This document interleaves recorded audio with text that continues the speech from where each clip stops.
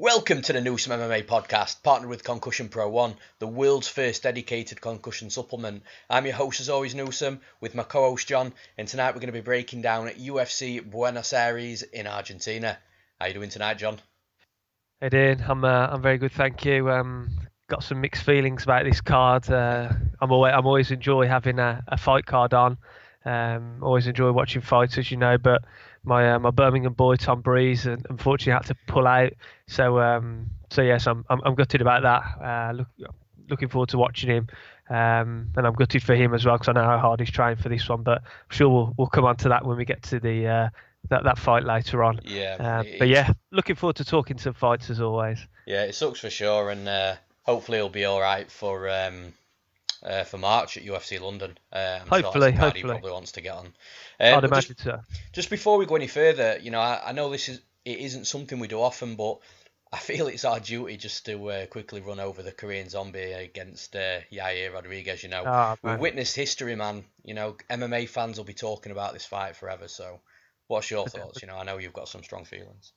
Yeah, I said to you a number of times. I said on the podcast last week as well. I'm a massive Korean Zombie fan, and I was literally it was one of those jaw-dropping moments. My jaw was on the floor with 1 second.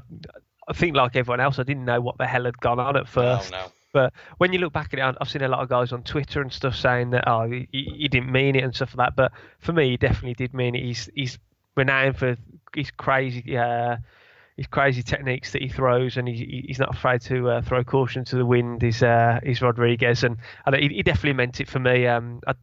I think the Korean Zombie edged it. It was a really good fight. I mean, they both look for two guys that have been out for so long. They look really good at the start of the fight. I was a bit worried for the Korean Zombie with those leg kicks. He took a couple of real heavy leg kicks early on, but I mean, it was just a fantastic fight, and I could watch fights like that all day, every day.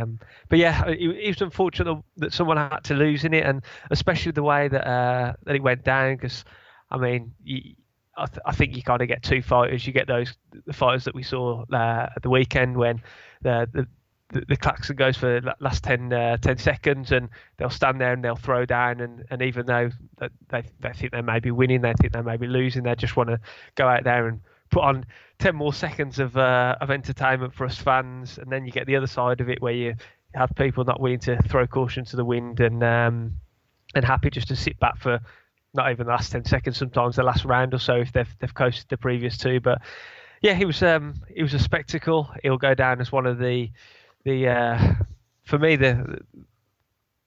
just the whole scenario will go down as one of the greatest finishes in UFC history today. Just for the craziness of the fight, how it ended, 1 second left. He was down on the scorecards. It was fantastic. That's what the sport's all about. Yeah, for sure, man. And to be honest with you, I don't really know where to start with this. I mean, you say you were worried about the Korean Zombie to start with. I had a bet on Yair. It turned out, I said it was a 1.75 unit bet on the podcast. It turned out to be a 3 unit bet when Ray Borg pulled off the card. Yeah. But I was worried for Yair at the start.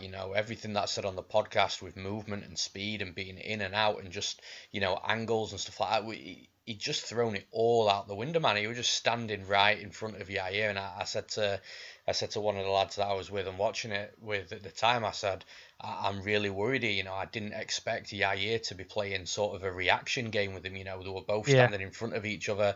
That's what Zombie wanted. That's exactly what Zombie wanted, and Yair played into his game just unbelievably. And yeah, in regards to the scores, I think a couple of the scorecards are off in my opinion.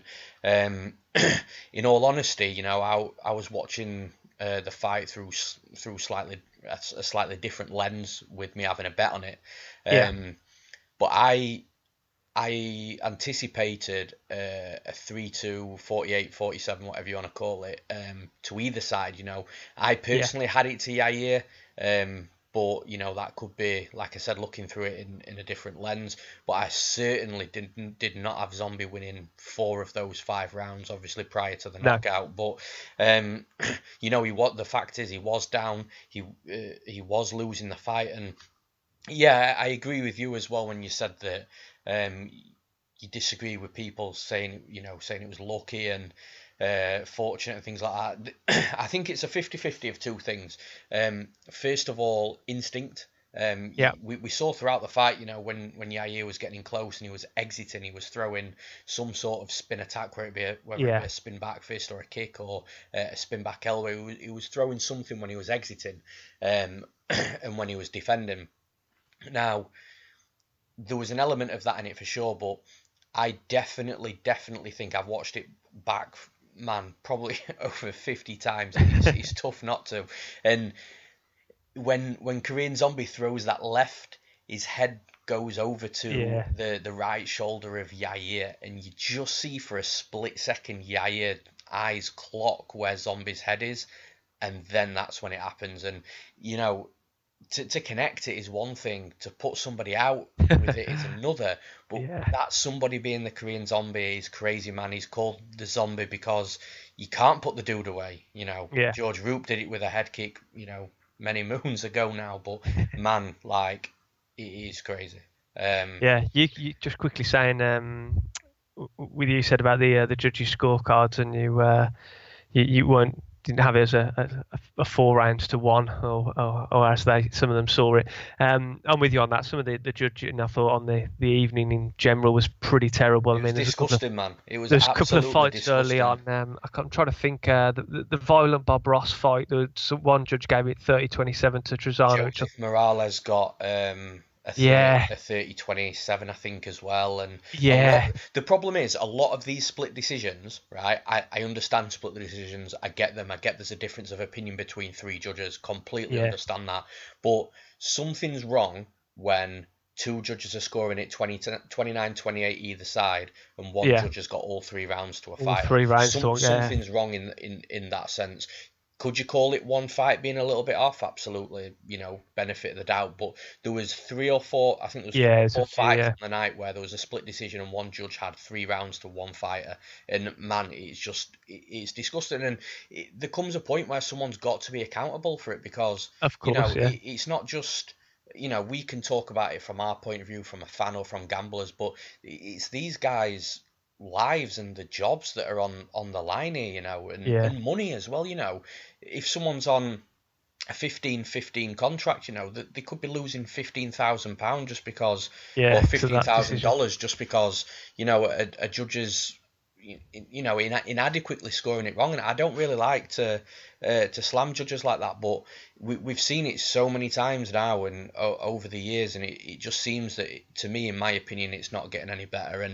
And even we laughed about it on the last podcast, you know, the 30-26 for Shayman Marias the week before that. It's like, how do they come up with that? I'm not sure. The only thing I can put it down to is a lot of these judges are old boxing judges.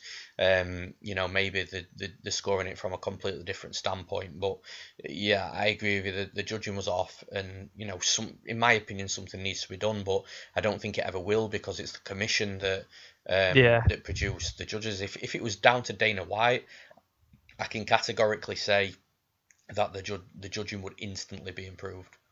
Yeah, definitely. But anyway, just before we start with this podcast, I'd just like to remind you all that the Premium Bets membership options from Newsome MMA are available and on the Newsome MMA website.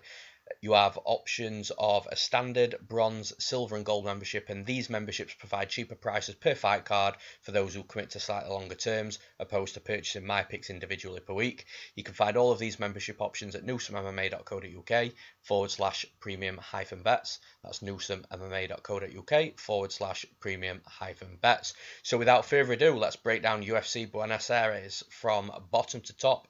And in your first fight of the evening, we've got Narimani versus Anderson dos Santos. So we've got the return of the Bristol boy, Narimani, in this one, coming up against Anderson dos Santos, Brazilian. To be honest, I don't really know a great deal about dos Santos. Footage of some of these guys are pretty hard to come by. They fighting all over the place on different promotions here, there, and everywhere. But yeah, from what I have seen, I'm gonna have to go Narimani on this one. I do like Narimani. He's short and stocky. He throws his punches with intent. He he goes out there to hurt you. He's got a good, pretty good grinding style as well. I mean, he can take you down. He's got a very good level change. We saw that in his fight against Paddy Pimblett back in Cage Warriors 82, and in his UFC debut against Khalid Taha.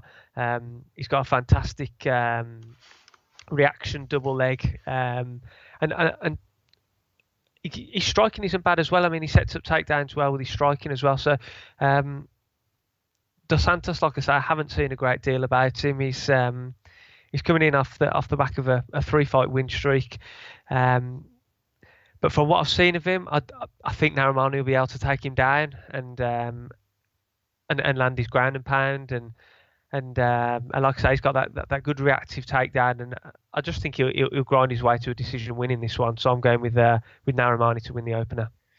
Yeah, I think so as well, and it's also worth mentioning that this is a short notice fight. I mean, I know it's short notice for both guys with an opponent switch, but it's a short notice fight for Dos Santos. You know, Narimani was supposed to be fighting Enrique Barzola, which I'm really gutted about as well. I'm a huge fan of Enrique Barzola. I love what he does inside a cage. You know, it's so consistent and so effective. But you know, we've got this fight now, and yeah, I think you have to go with Narimani in this fight. The one thing he does have to be careful of, due to his style of fighting with the takedowns and the ground game, is the jiu-jitsu of Dos Santos. You know, he's got 11 submission wins from 19 wins overall. So it's legit, and Narimani does definitely have to be careful. You know, we saw against Taha in his last fight. He can start to be a bit static when he's on top in guard, and you know, he does just enough maybe to keep the referees from standing him up. But I think if he's really static on the mat on top of Dos Santos, you know, he could get himself or could find himself in a little bit of trouble. But ultimately, I just think that what he does do inside the cage is relatively solid, and especially a guy that's coming in on sort of like a couple of weeks' notice as well. You know, I think it's going to be tough for Dos Santos if he gets out of round one, because you know, he's going to have someone that's laid on him, and you know, it's the fatigue and the cardio and maybe the lack of a full training camp. And just to quickly mention as well, Narimani's with Team Alpha Male now as well. So for that particular style and that weight, it's going to be perfect for Narimani. Yeah. So I do think that we're going to see an improved Narimani for at least the next few fights of his, naturally being at a much better gym with much better competition and much better training partners to roll with on a day-to-day basis. So I've got Narimani to win, and I'm also going to take him to win by decision as well. In the next fight of the night, we've got another short notice fight. We've got Devin Powell versus Jesus Pinedo. So who have you got in this one, John? Yeah, another short notice fight. Devin Powell's coming into this fight off the back of that nice win over Alvaro Herrera back in July. That was a bit of a crazy fight. I mean, it only lasted a couple of minutes of the first round, but he managed to get himself knocked down before coming back with a couple of brutal body kicks and finishing the fight early in the first round. But I mean, I think he needed that win as well, having lost those two fights to Daryl Horcher and Drakkar Klose, both of them tough fights for his first two fights in the UFC. When I was watching some footage back this week about with regards to Powell, I can't remember who the commentator was who said it, but it did. As soon as he said it, I saw it straight away. He's kind of got that kicking style of Carlos Condit. He throws very kick-heavy game. He'll use the push kick, and that teep, and he mixes up his leg kicks, his high kicks, and we saw obviously the body kicks that finished Herrera. But he does leave himself quite exposed when he throws those kicks, which obviously is never a very good thing. He did get caught against Herrera, like I mentioned. So it'll be interesting to see again. Pinedo, he's coming in on short notice. I did see some footage of his last fight against a guy called Carlos Alexandre. He looked very good in that fight. Actually, I was impressed with him. He's got some wild techniques as well himself. He likes to throw kicks. It looked like he had a pretty nice Derek Lewis-esque jumping switch kick, and then he got the he got a very nice finish as well with Travis Brown-esque elbows, defending a takedown. So he's dangerous. I mean, he's coming into his fight off the back of a 6-fight win streak. Obviously, you look at the level of competition he's facing there, and some of the promotions. No disrespect to these promotions, but he's fighting promotions: Sparta, Inca FC, EMMA, Redemption Fights. They're not, not your stereotypical feeder promotions to the UFC, where we know that the competition's strong. So again, like I say, no disrespect to those fighters, but you always have to come into the look into the fight as to what level of competition they're facing before they come up against the what we're dealing with the elite in the UFC. I think I'm edging towards Powell on this one. I do think he'll just have that little bit more experience having those fights against Horcher and closer. He has got the ability to take it down if needs be. And again, I think this will be quite a close fight. I think it'll be an exciting fight as well. I think there'll be like I say, a lot of kicks thrown, quite a lot of crazy techniques. I think the 22-year-old Pinedo will come in and try to impress. And we have seen many times, we've talked about it on these podcasts, sometimes young guys like this coming in, short notice, with nothing to lose. They seem to do quite well. So I wouldn't be shocked if Pinedo came out and actually finished Powell, but my pick, if I had to have my pick, which I am, I'll go Powell. Yeah, and you alluded to it as well there. Jesus Pinedo is 22 years old, but it's crazy how many fights he's had for a 22-year-old. He's had 20 fights, so 15 wins, 4 losses, and a draw. And it's like you almost come to what we talk about often here is being old in the fight game opposed to being old in age. At 22 years old having 20 fights is just crazy. But I like the kid. I like Pinedo. I think he's exciting. He's wild. He's got good punches. He's got good kicks. Doesn't tend to. I would like to see him use more leg kicks personally. Yeah. The kicks tend to come to the body and tend to come to the head as well. The one advantage he's going to have in this fight is from the tape that I've seen of him. Primarily, he tends to fight orthodox fighters, and he's a southpaw, so those kicks to the body and to the head are always quite open for him. Devin Powell is also an orthodox fighter, so I feel that Pinedo is he's definitely gonna be comfortable in there, kicking against a guy that his defense is quite limited, and like I say, him being an orthodox fighter as well. Now Devin Powell he's a tricky fighter, and he's tough as shit. Like that's one thing you can say about the guy. I'm not overly impressed with his skill set. There is obviously room for improvement. I have seen an interview today where he was talking about how he used to do everything himself, but now he's got a management company. He's paid for a nutritionist and a dietitian out in Argentina, so that weight's taken off his shoulders. So what he seems to be doing here is just getting different guys in to take little bits of the weight load off him, so he can just concentrate on fighting. He's been at a new gym as well. He's just signed a new 4-fight contract with the UFC, so there's positives for Devin Powell here. He's just obviously TKO'd Herrera with two brutal body kicks. They were horrible.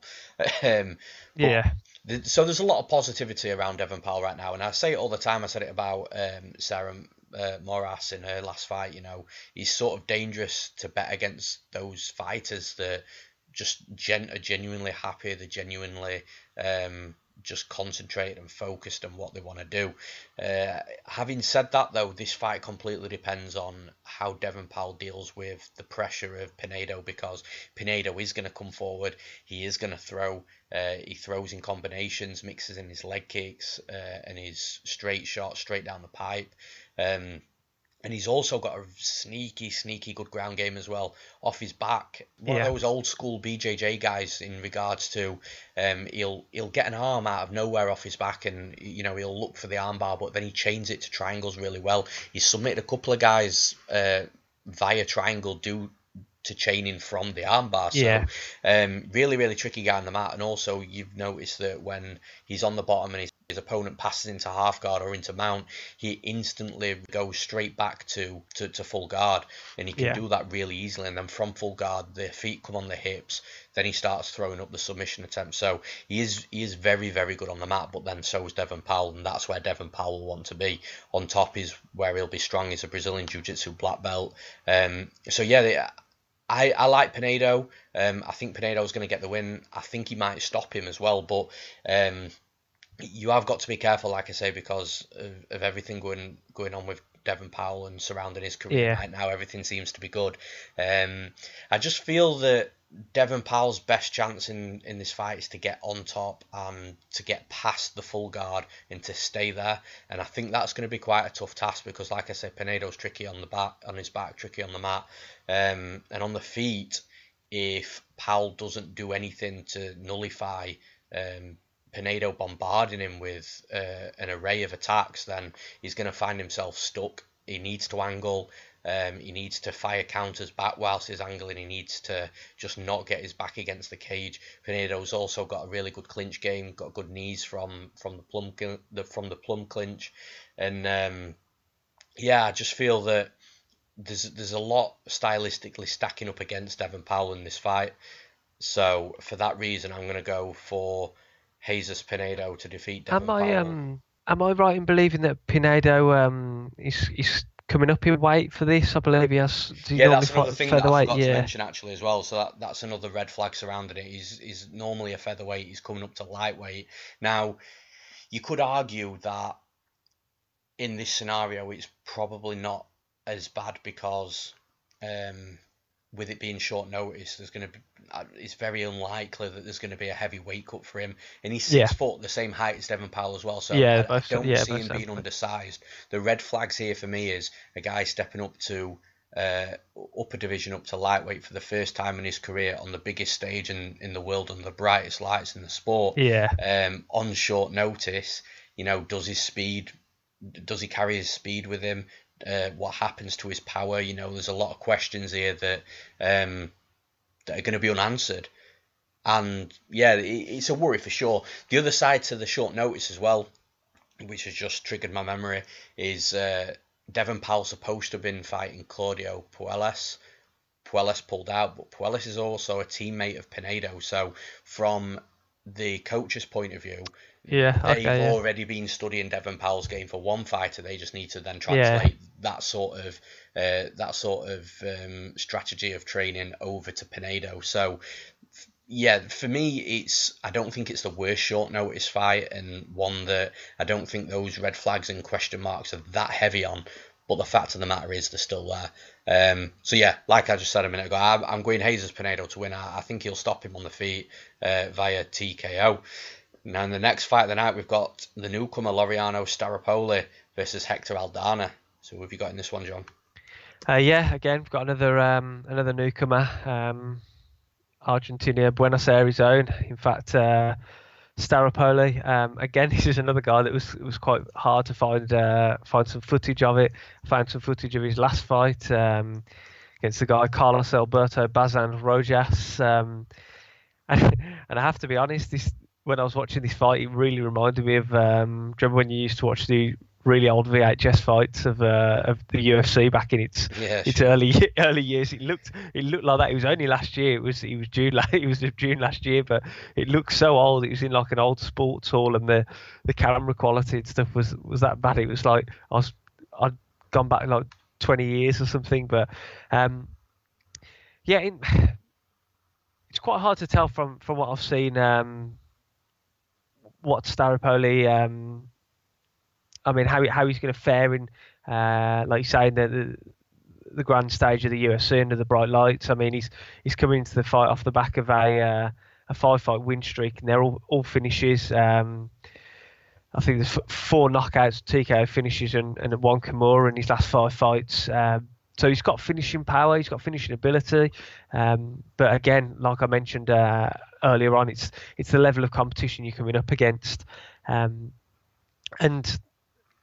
against Hector Aldana, he's coming up against the guy who's I mean, he's only fought himself once in the last like 3 or 4 years. He lost that fight to Song Kenan back in June of this year. But that was for 3 years out. I thought he looked pretty good. That was a pretty close fight. He did get finished in the second round, but I didn't think there was any ring rust really at all there. He's short and stocky, and he really throws everything with bad intentions. I mentioned it earlier about Narimani throwing with power, but this guy, he was throwing leg kicks like he was trying to, I don't know, like he was trying to kick a field goal from about 80 yards out. He was just absolutely hammering leg kicks at Song Kenan, and yeah, this guy throws with some power. And like I said, I was quite impressed with him. Bearing in mind he'd been out for 3 years prior to the Kenan fight. I thought he looked good. I thought he looked good for a round and a half. It was a very close fight, and he just unfortunately walked onto a strong shot that put him away. I am going to be going with Aldana in this one. Again, it's partly due to the fact that I haven't seen a great deal of Staropoli, and I worry about the level of competition that he's fought against in comparison. He himself hasn't fought for over a year. He last fought in June of last year. And yeah, I was quite impressed with that Aldana from what I saw in his last fight. He's definitely got power. He's definitely got the ability to knock you out. If you're not careful and you have a slight lapse in concentration, it can be lights out straight away. But yeah, I'm going with Aldana in this one. I think he's going to finish it. Yeah, before I jump onto the breakdown, I just want to mention as well, the opening betting line of this fight was absolutely ridiculous. Like it was honestly one of the worst lines that I can remember ever seeing in my life. So Staropoli opened a -320 favourite with Hector Aldana, the +240 underdog. That's crazy. That's nuts. I mean, the line has come down, it's shot down, especially over the last 48 hours. Now we're looking at Staropoli -135 with Hector Aldana +115, so that's closed ridiculously, and rightly so. But still, Aldana should be the favourite in this fight. There's just no question about it. So what I'm going to do now is I'm just going to reel off to you and to everybody listening Staropoli's opponent's record at the time that he fought them.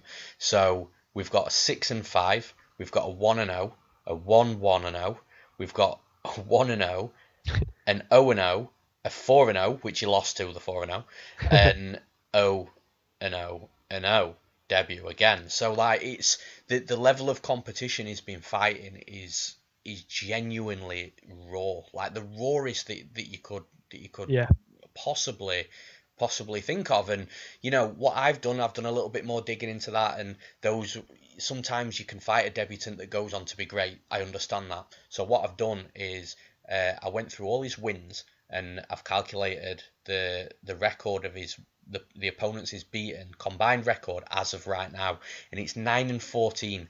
Not a single one of them as of today has a positive MMA record.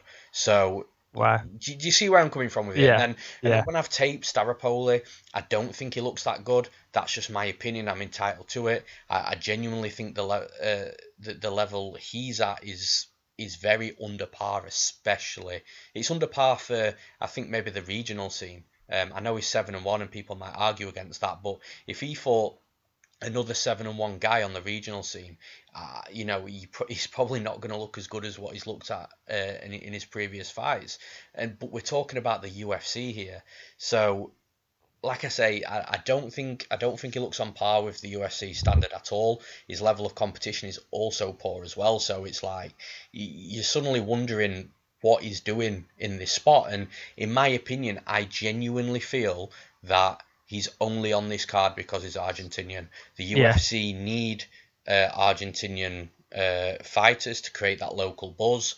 They've got, without him, they would only have 2 on the current card in Santiago Ponzinibbio and Guido Canetti.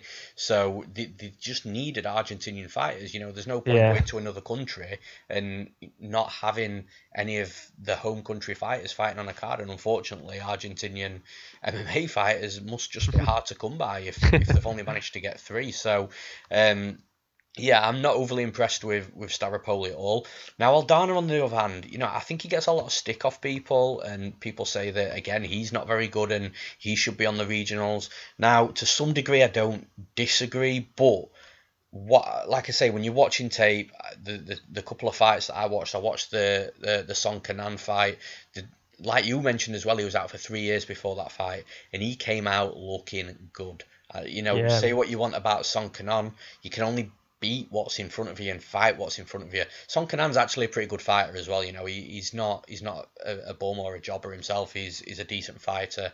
Aldana came out there. He threw heavy leg kicks. He threw volume. His cardio was on point. His accuracy was on point. His movement was on point. He was in and out. Reactive takedowns, kicking the leg, getting on top, not spending too much time on top because he felt like he was winning the fight on the feet, which he was. He was winning every second of that fight until, like you said again, he walked onto a straight shot from Song Kenan. And also, just to put this in perspective for you as well, I think it was within the first minute he got a piece of the bottom of his eyelid ripped out of his, oh yeah, ripped out of his eye. The blood was pouring. That was horrendous. That nearly made me feel. It nearly made me sick when the camera zoomed panned in on that. In between rounds, and you can't imagine what he's then feeling fighting. Yeah, you've got the adrenaline and stuff like that. That's probably what got him through it. But still, it's not a nice injury to have at all. So yeah, I thought his performance was great. I thought he was winning the fight comfortably. He didn't look in any danger until he got caught. But then he didn't get totally put out either. And if you watch what happened, he got dropped and he cradled, and suddenly someone hit the fast forward button on Song Kenan with the hammer fists coming from the right side to the left side to the right side. Honestly, it really did look like someone had pressed the fast forward button. He gave the referee no choice but to stop the fight because it was just so quick. The referee had to, and he made the right call. But Aldana got straight back up. He was like, oh shit, that. He wasn't out. He knew what happened, and he knew that the referee had to stop it. It was just a bad ending for him. And then you look at the fight before that, Alvaro Herrera in the Ultimate Fighter. He was doing exceptionally well against Herrera. He got took down early on, but he managed to get back up to his feet, and he ended up winning that round with another takedown and ground and pound himself. He just did more in the top position than what Herrera did on him. And then in that second round, he absolutely brutalized Herrera. The leg kicks, the thunderous leg kicks, absolutely destroyed him. He then fatigued. Herrera was tired, and Aldana just kept putting the pressure on. And yeah, I like Aldana to win this fight. I think he's a better fighter than Staropoli. He's just got to stay out of just that one clean shot. He can't walk into that clean shot. But the reason I like Aldana in this fight is I don't think he's going to stop Staropoli. I think it's going to go to a decision. And you could argue, are you worried about the decision being in Argentina? I'm personally not, and the reason being is certain fighters have got decision-winning traits on the scorecards, and Aldana's one of those fighters. I'll give you a good example. Jimmy Rivera is a great example of a fighter that can win on a judge's scorecard, and I feel Aldana does things that judges are going to really like to see. So he doesn't throw the one shots at a time. He throws combinations. He's in, he's out, he lands, he's accurate. He's got good cardio. That always plays a part at the end of a fight. When someone's looking completely fresh and they haven't got their hands at the top of the cage and struggling to breathe, that looks better in front of the judges. The leg kicks will slow Staropoli down. It might start making him hobble, so damage. Judges will look for that as well. So it's all these, and volume's another thing. He'll constantly be landed. He doesn't take time off because he's got good cardio. He doesn't need to. Even when he's moving backwards, he can strike, and he can hit his 1-2s moving backwards. So he can strike going forwards and strike going backwards. He moves in and out well. His footwork's great. Yeah, I think he's going to win on the judges' scorecards. If he doesn't get knocked out, I think he's going to win a comfortable 30-27. I think if anyone's going to get takedowns, it's going to be Aldana. We've seen Staropoli completely bullied and thrown to the mat and being controlled time and time again. He just doesn't look like his ground game is all there yet. He has come from a kickboxing background, so that might play a part. He's competed professionally in kickboxing, so that could be a reason why that he's still just transitioning his game over to MMA properly. But yeah, I've got Hector Aldana to win this fight, and I've got him to win by decision. Then in the next fight of the night, we've got Humberto Bandanay versus Austin Arnett. Who have you got in this one, John? Yeah, this one we've got Bandanay, who in his UFC career so far has pretty much been it's all or nothing. His UFC debut against Martin Bravo, he won in 26 seconds with a very impressive head kick, and then his second fight against Gabriel Benitez, he lost in 39 seconds with that crazy slam. Went going for the armbar. He'd been rocked. He got put down on his backside. He tried to lock in the armbar, and then he got picked up, slammed on his head, and he was out cold. So it's hard to really gauge where he is at skills wise, because we've in the UFC, because we've barely seen anything from him so far. I mean, that fight with Bravo, I think he was the biggest underdog on that card, and he came out and starched him in 26 seconds, but then loses his next fight himself in under a minute. So it's hard to gauge. But he likes those leg kicks. I've noticed that. I've been watching a bit of tape back on some of his other fights, and he does like that leg kick. I think every fight that I saw, pretty much he opens up with that leg kick in the first 10-15 seconds. So I wonder if someone will start cutting onto that and throw the counter to it early on. But I like Austin Arnett as well. He's coming to the fight off the back of 3 defeats. I'd say this quite often. I think this will be a case of lose again and you're out. One of those fights was in Dana White's Contender Series, lost to Brandon Davis. But yeah, he's a tough guy. I mean, he's not afraid to stand in there and exchange with you as well. He got put away with a really nice body shot against Corey Sandhagen fight before last, and then he went to a decision with Hakeem Dawodu and lost that in July. He really does need to get the win in this one. You mentioned it earlier about one of the other guys on the card. These are 2 big featherweights as well. I mean, they're both 6 foot and 6'1". These are tall, long guys fighting. So it'll be interesting to see if who will be able to use that reach and their height better. I think Arnett has got a few inch reach advantage. I think you'll have to try and use that. Like I said, he's not afraid to stand in there and mix it up a bit. I'm going to go with Arnett for this one. He knows he needs to win to keep his job in the UFC. I like his aggression. He's an aggressive guy. He'll come forward. He'll stand trade with you. He's not afraid to stand in the pocket either. And Bandanay, as we saw, he can get put down. He can get put away. Was that opening fight in the UFC, that opening win after 26 seconds, of fluke? I never like to say it's a fluke when someone knocks another guy out, but like I say, it's hard to judge really where he's at in his with his skill set in the UFC. He did come into the UFC off the back of, he's another guy who's fought a lot of times. I think he's fought about 20 times in his career so far for a 24-year-old. Came into the UFC off the back of, I think it was 5-fight win streak. But I'm going with Austin Arnett in this one. He needs the win. He's going to be desperate to come out there and get the win. I'm not too sure on Bandanay's credentials yet from what we've seen, but it is hard to judge on how very little we've seen of him against UFC competition. But I think Arnett's going to get this one, and I think he's going to put Bandanay away as well. I think he's going to get a TKO in the second round in this one. Big shout. Yeah, I sort of agree with you in regards to Bandanay. He's almost on the level of, who is he compared to Volkan Ozdemir, in a way. Not quite as, even though we know who Volkan Ozdemir is now, Yeah. He showed us that against Anthony Smith, which was great. But before that fight, we didn't have a clue. And I almost feel exactly the same about Bandanay.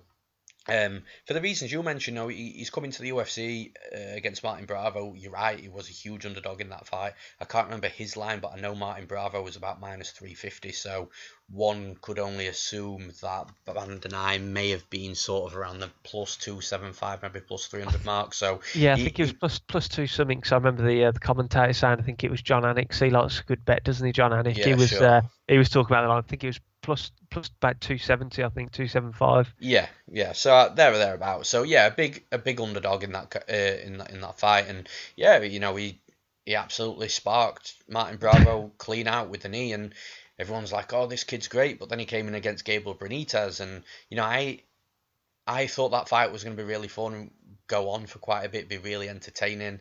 But then he got knocked out with a slam in 39 seconds. So yeah, you are almost questioning what is he about. It's a really tough fight to call.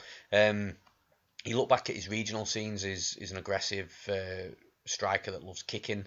He's got a good kicking game. He's quick. He moves well. He had good angles. He does search for the opportunistic takedown, bit of top control, but ultimately as a striker now, when you're looking at Austin Arnett, I agree with you. He's three losses on the bounce here. I know one of them was the Contender Series, like we've said, but I can see him getting his walking papers if he does lose this fight. Yeah. Now you look at the three losses, and the closest one of those three, the better fight they had was Brandon Davis. Yeah. The other two weren't close at all. So Corey Sandhagen blitzed him. Hakeem Dawodu also completely destroyed him over 3 rounds. Completely picked him apart. Austin Arnett didn't really ever seem to be in that fight. Now, you look at the difference between the fight that was closest with Brandon Davis and then Corey Sandhagen and Dawodu, which wasn't close at all. And I think the pattern there is Austin Arnett is what's the right word to use here? He's not very elusive. He's a grinder, ugly type of fighter.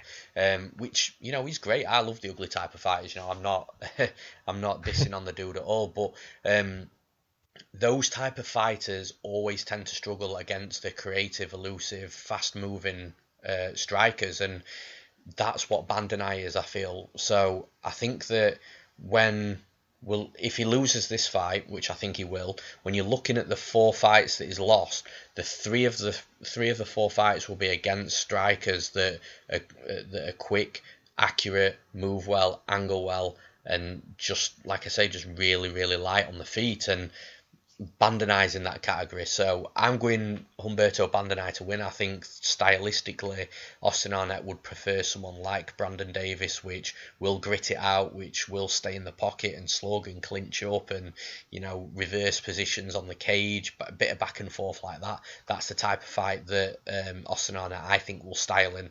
Don't think he's going to style against a guy that kicks at distance, moves well, in and out of range, and that's Humberto Bandanay. I don't think Bandanay is going to finish him though. Austin Arnett is tough. I know Sandhagen put him away, but Corey Sandhagen's a beast, man, and Yeah. he was absolutely ripping him apart he was ripping the body shots, wasn't he? Yeah, for every second he was in that cage, it was almost like he was getting punished. So for him to even last into the second round, I think was quite impressive based on what we were seeing. So I don't think Bandanay is going to deliver that sort of beatdown on Austin Arnett, but I do think that he's going to be able to win a point fight, which I think that's what it's going to be. I think it's going to hit the scorecards, and I've got Humberto Bandanay to win via decision.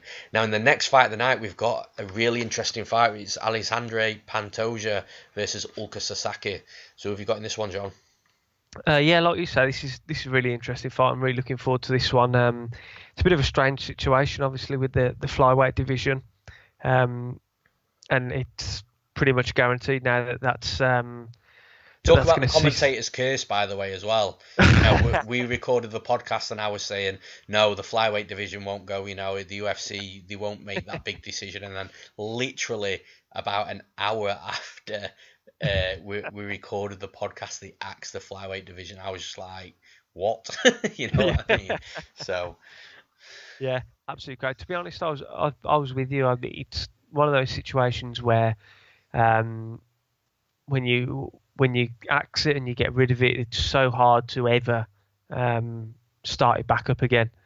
And me personally, I'm actually put this on my my Twitter this morning. I'm really saddened by what has happened to the flyweight division, because I'm a big fan of the flyweights, and So am I. I know a lot of people are critical and things like that division, but even when I look outside of the top guys, some of my favourite fighters were in the flyweight division. I mean, not a particularly amazing name with a great record, but I was a massive fan of Neil Seery, who Pantoja holds a win over. He's true definition of grit and determination, and he'll bite down on his mouthpiece and trade punches with anyone. And he was in some real wild brawls. And yeah, there's some really exciting guys at flyweight. So just going off topic slightly, but yeah, I think it's a real shame as to what has happened with the division, and there's a lot of good guys that have already announced that they've been released. And I saw another batch where over the last couple of days again have said that they've been given their walking papers. With this fight, it's quite interesting as to what happens next for these guys. Pantoja, if he wins, will he move up to bantamweight? I mean, he's small. He's only 5'5". He's not got a particularly big reach. Obviously, there's nothing against him going up to bantamweight. Sasaki, he's a lot more. If he gets the win, I think he will stay in the UFC. He's got the frame more so for bantamweight. He's a very tall and long and drawn out flyweight. He's about 5'10", 5'11", I think. So he could, I think, could quite easily make the move up to bantamweight, and I think he will stay with the UFC if he wins. But yeah, go back to the fight itself. I think Pantoja will win. I do like Pantoja. He's aggressive. He attacks in flurries. He's got good stand up. He's elusive. He's got some good wins on his record. I mean, he's beat Brandon Moreno. That was a huge victory in his last fight, and he busted Moreno up. And he also beat Moreno back in the Ultimate Fighter as well a couple of years back. And then, like I say, he's got that win over my guy Neil Seery, Eric Shelton, who we saw fight and win at the weekend, and way back a few years ago against Damasio Page, who's although at the tail end of his career, Page was a top flyweight back in his day. Sasaki, you kind of know what you're going to get with this guy. He's standing up. He's not particularly great. He's I don't want to use the term sluggish, but he's I think with his height, he's slower than a lot of other guys in the division, so it's quite easy for them when he's thrown out that jab or the straight. It's quite easy for the guys to quickly duck under or slip and counter him. His bread and butter is on the ground. I mean, we talked about his name eludes me now. The heavyweight who just beat Mark Hunt, the master of the Ezekiel choke. Alexandre. Yes, Sasaki's similar to him with rear naked chokes. I mean, he's almost in double figures, I think, for rear naked chokes in his career. He got that massive come from behind win against Justin Scoggins as well. I mean, Scoggins was dominating that fight, and again he managed to turn it around and get the rear naked choke. And so his bread and butter really is on the ground. I think he's going to try and get it to the ground and use his skill set there to try and submit Pantoja. He's very active off his back as well. Sasaki, he'll work for sweeps, and he'll try and reverse position, and he throws up submissions from everywhere. But ultimately, I think Pantoja's the much better striker, although he's got that massive height and disadvantage. He's quick, so I think he'll be able to get in and out. And like I said, if he can slip those strikes and get some shots away and then get out of the pocket pretty quickly and angle off, I think it'll be a long night for Sasaki. So ultimately, I'm going with Pantoja to win this one. I don't think he finishes Sasaki. I think he'll go the distance. So yeah, I'm going with Pantoja to win this by decision. Yeah, it's almost really tough to back a flyweight right now because of everything that's surrounding it. Where's their head at as well? Yeah. Yeah, exactly. And even when you're seeing now they've booked a flyweight title with Henry Cejudo and TJ Dillashaw, so that's almost a slap in the face for the flyweights, especially the ones that have been axed already. So it's tough to sort of really put too much stock into these flyweights right now. In regards to fighters moving up, I don't feel that size is going to be too much of an issue, because I feel that the bantamweight division, the average size in the bantamweight division is about to drop drastically from all the flyweights moving up anyway. Yeah. So, but yeah, onto this fight. I think Pantoja is definitely the more skilled fighter. He's definitely the better fighter. Wherever when you're looking from a skill set versus skill set perspective, he's the better striker. He's better in the clinch. He's the better wrestler. He's the better grappler. He's the better submission artist. But with all that being said, styles make fights. And I honestly think that Sasaki is very, very live in this fight. He's a tricky guy to beat. I know I've just said that Pantoja beats him pretty much in all areas, but that doesn't mean that he beats him by a lot in those areas. I just feel that he's the slightly better fighter wherever the fight goes. But the physique, with Sasaki being 5'10" flyweight, that's crazy. He's got a huge height advantage. He's got a huge reach advantage, and I can guarantee you, Pantoja has never ever fought somebody with the physique of Ulka Sasaki. Now, what Pantoja's going to have to do at all times, he's going to have to work harder. He's going to have to be the one closing distance. If he doesn't, Sasaki will love it if he can stay on the outside and just kick at him. But Pantoja can't and won't let that happen. Pantoja will be the one closing distance, trying to wing the overhands. Pantoja also loves a tie clinch as well, with a plum clinch, but yeah, that's going to be tough, He won't be able to reach. Exactly. I just feel that, like I've always said, styles make fights, and this is not a great stylistic matchup for Pantoja. Sasaki, as well, as people still think he sucks, and he really doesn't. He did back in the day. Guy, yeah. I completely agree that he was a very subpar fighter, but he made a very good career move over to Longo Weidman's gym, and obviously in comes Matt Serra into that scenario as well. So I don't think he's got them in his corner. I'd imagine he'd have Aljamain Sterling in his corner again, because he's travelling, and the UFC only pay for one guy to go with you. The last time that happened, he did take Aljo Sterling, so I'd imagine he would take Aljo Sterling again. So it's a bit unfortunate that he's not going to have Serra and Longo in his corner, but the fact that he's training at that sort of gym, which has got so many good wrestlers, so many good grapplers and Brazilian Jiu-Jitsu artists, I think they're going to have been able to put a game plan together which is tailor-made to fight somebody like Pantoja. So I'm going to take the big underdog in this fight. I'm going to take Sasaki. I don't think Sasaki gets him out of there. I just think he's going to be awkward and tricky all fight through 15 minutes. I think Pantoja might struggle to land on him when he tries to take him down. Sasaki's a good wrestler himself, obviously working with the guys over in New York with Aljo Sterling and co. So his wrestling's only going to get better, definitely from a defensive point of view as well. His scrambles are going to be good, especially if he's spending close time with Sterling, because he's great in scrambles and getting on top position from there. So I just, like I say, I like Sasaki in this fight. I think it's tough to put too much stock, like I've already mentioned, into flyweights right now, but I think Ulka Sasaki takes this fight, and I think he wins on the judges' scorecards.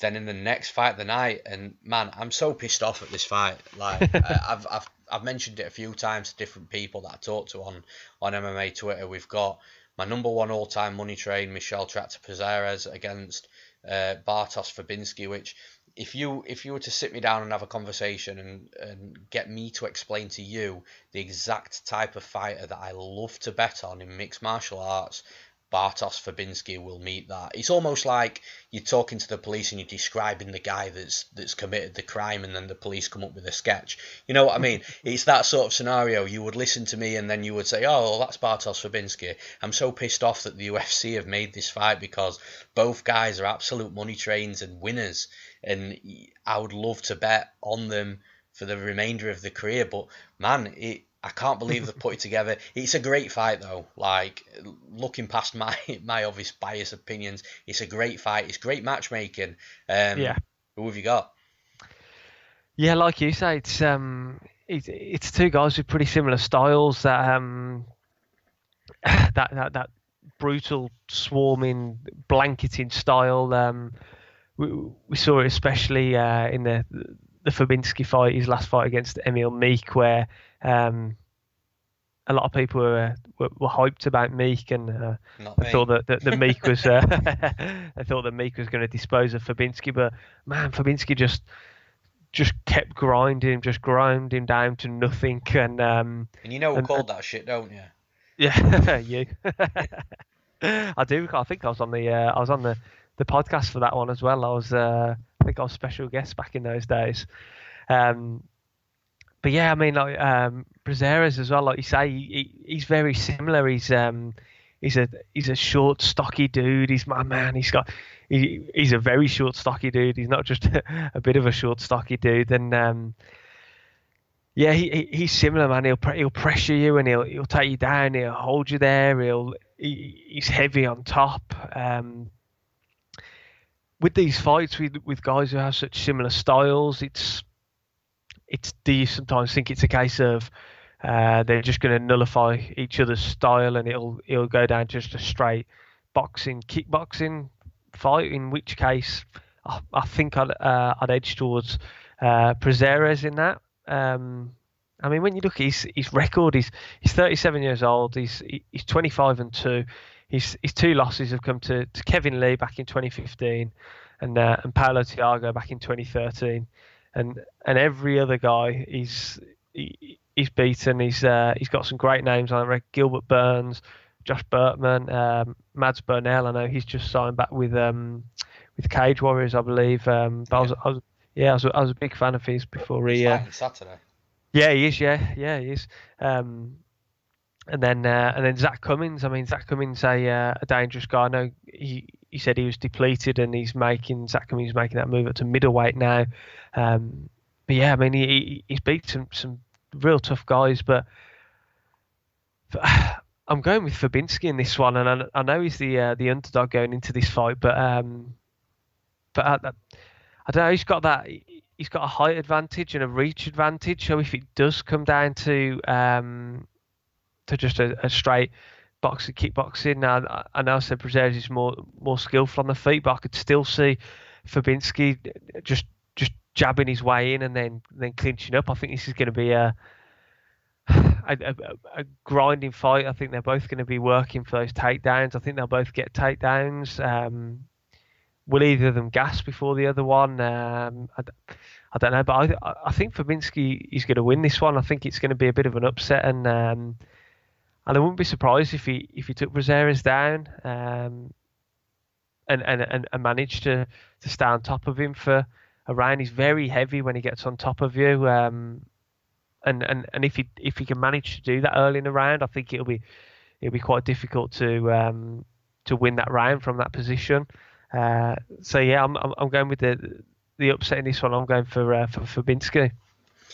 Now, it's a common theme in this podcast because I'm about to mention the opening betting lines again. So, Michel Prazeres opened up a -400 favourite, which is fucking ridiculous compared to Bartosz Fabinski at +280. Now, man, that line was stupid, and it has closed. You know, Michel Prazeres is -190 and Fabinski at +165.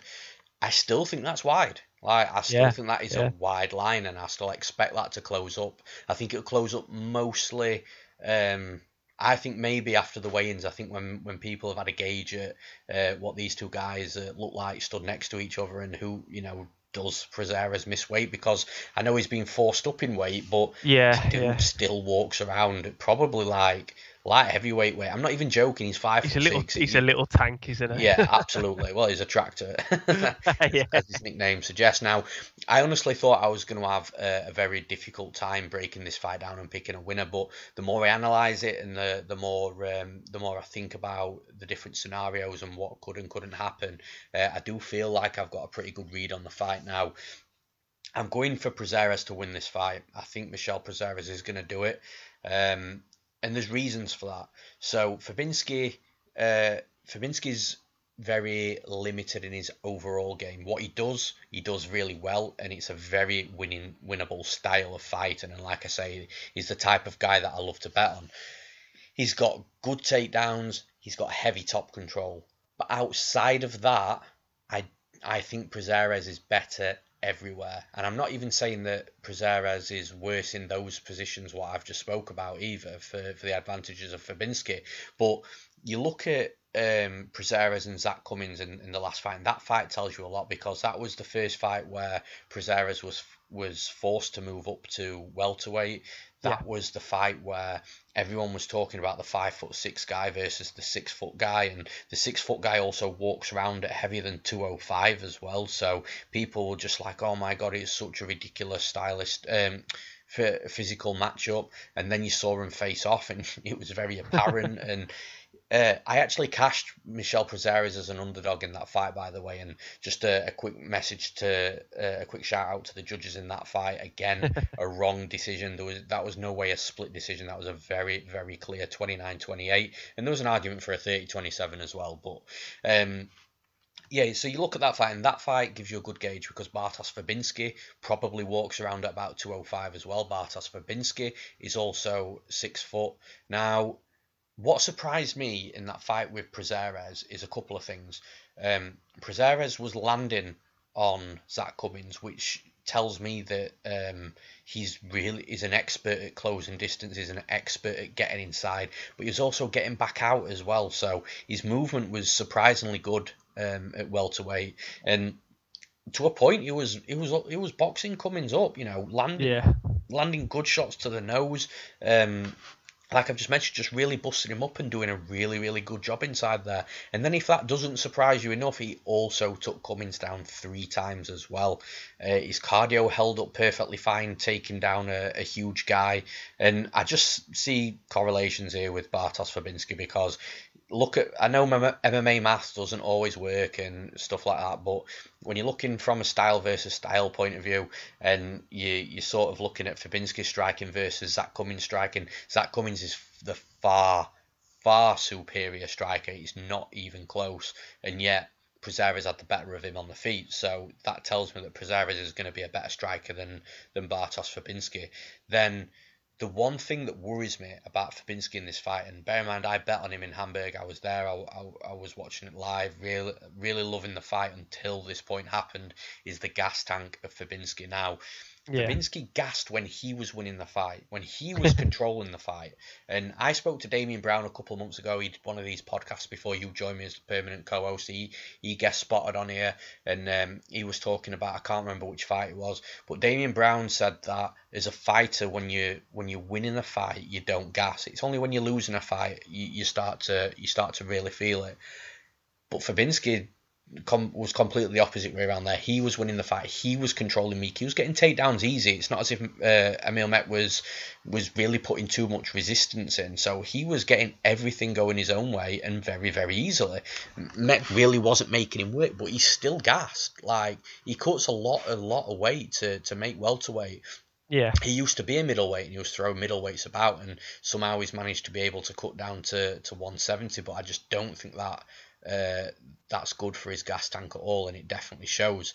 Now, Prazeres showed that he had a good gas tank, so I think Fabinski is going to gas at some point in this fight, even if he's successful. So even if he has a great first round, I can guarantee, though, that Prazeres will put up more resistance on the takedown defense and on the get-up game than what Emil Mek did. So if Fabinski gassed doing that to Mek, I'm almost 99% sure that Fabinski is going to gas doing that to Michel Prazeres. And I'm telling you now, one mistake on an entry from Fabinski and Prazeres will choke him. He's a 3rd-degree Brazilian Jiu-Jitsu black belt. He's legit. He's got a lot of submissions on his record. I could see him maybe getting a guillotine, a darce, or even flipping Fabinski over and going for his classic north-south choke. Yeah.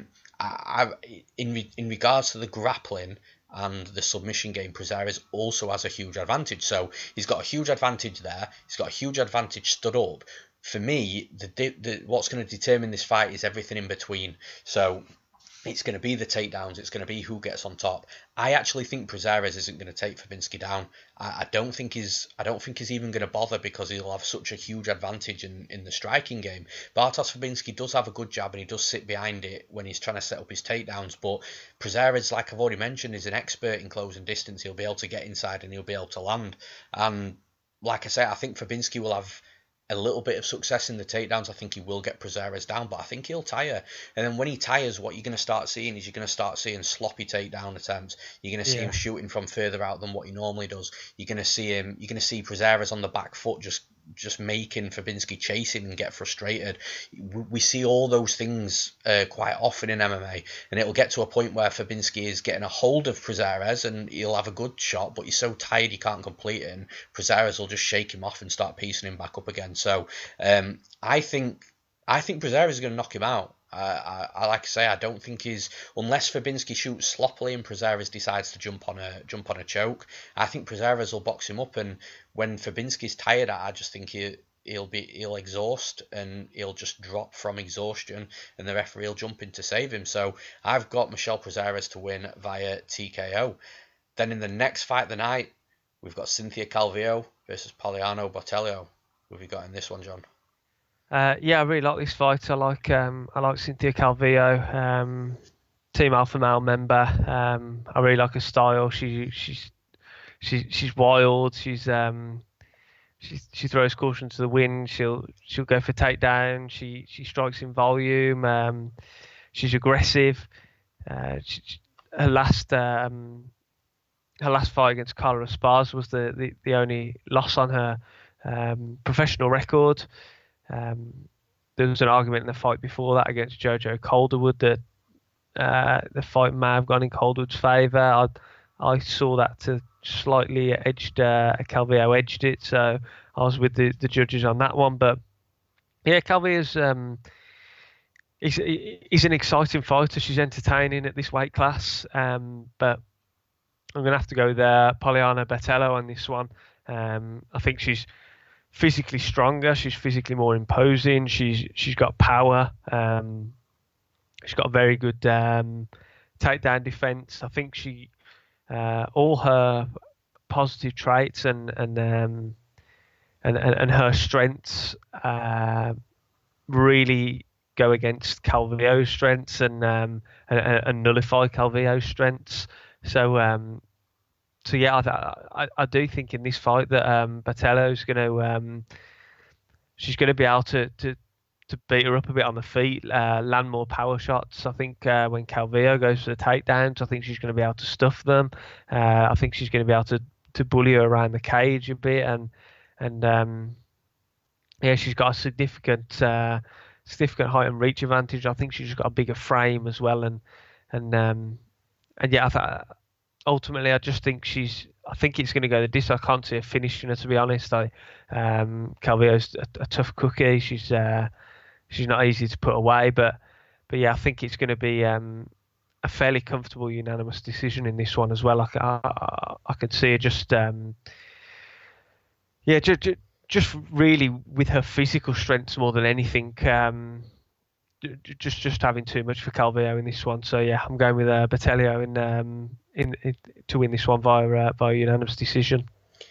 Yeah, I'm the same way, and this is my free bet of the week as well. I've got Poliana Botelho. I've got 3.5 units on her at plus 110. She opened up as the underdog. That line's now completely, totally flipped, and you're sort of looking at minus 150 now for Botelho. And yeah, I think Cynthia Calvillo in this fight is very limited. It's very obvious where she's good. She's good when she's on the mat, when she's grappling, when she's transitioning from one position to another and working ultimately to find that back where she sinks in a lot of chokes. She's like a magnet to that back as well. Like it really is impressive to watch. But she has to get this fight on the mat. It's no secret. Botelho is a very aggressive, a very dangerous striker. She crumbles opponents with the body kicks, nasty body kick. She's got power in her hands as well, and you sort of seem to feel that when you're watching tape on her and she lands the first one or two hard shots on her opponent realizes, shit, like that was powerful, and automatically, you know, they're worried about getting hit by her. Now, with Botelho, again, I think that she could be aggressive in this fight. I think that she might have to do a bit of defensive work at the start, because I think Calvillo, although she's not a relentless wrestler, she doesn't always rush to get the takedowns. We saw that against Jojo Calderwood, where she was happy striking for really long periods of time. But I think there's only going to be so long for her to strike with Botelho before she realises that she shouldn't be striking with her anymore. So I think that Botelho is going to have to do a bit of defensive work, especially early on in the fight. I just see Calvillo having a really, really hard time trying to take her down. Botelho's got a very long, wide stance. And because she's so much bigger than Calvillo, both in height, reach, and just her overall physical size, her thickness, Calvillo's going to have a tough time not only trying to grab the single leg, the lead leg of Botelho, but then trying to kick the other leg out or trip her. Botelho moves well in and out of range. She notices danger, so when a fighter moves an inch forward with an attack, she'll move an inch back if she thinks that she's in danger. And I think she'll get all these sort of reads against Calvillo. She also sinks in her underhooks really well when defending takedowns. And I'm talking about this right now because I feel that this is key. This is a key victory for Botelho. She has to defend these takedowns. If she keeps this fight standing, which I think she will brutalise Calvillo. She'll get Calvillo worried. She'll get Calvillo on the back foot. And once Calvillo feels that power in whether it be her legs or her hands, I think she's going to worry, and it could turn her quite relentless. But what that'll do is, again, like I've just mentioned with Bartosz Fabinski, that'll start causing rush takedowns, sloppy takedowns, shooting from too far out, just desperately trying to get a hold of something. Now, we saw Pearl Gonzalez fight against Botelho, and Pearl Gonzalez is a bigger girl than Calvillo, and she was pinning Botelho up. She'd got double underhooks. She was pushing her against the cage, but she could not take her down. Now, apparently, Botelho is supposed to be a Brazilian wrestling champion of some sort. I don't really know to what level of credentials they are, but it certainly shows that in a game that she's got a good takedown defense, and it could be down to something like that. Like I say, Pearl really struggled to get her down. I don't think she did get her down at all. If I remember rightly, but what happened was Pearl was just stuck in that position, just trying her hardest, and she was just getting ate up by elbows, brutal Travis Brown-like elbows to the temple.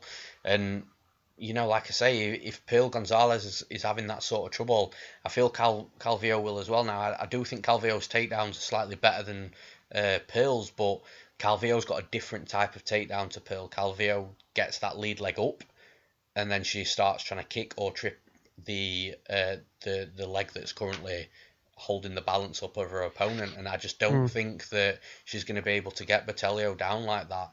And like I say, if Calvillo plays too long on the feet, she's going to get hurt and put away.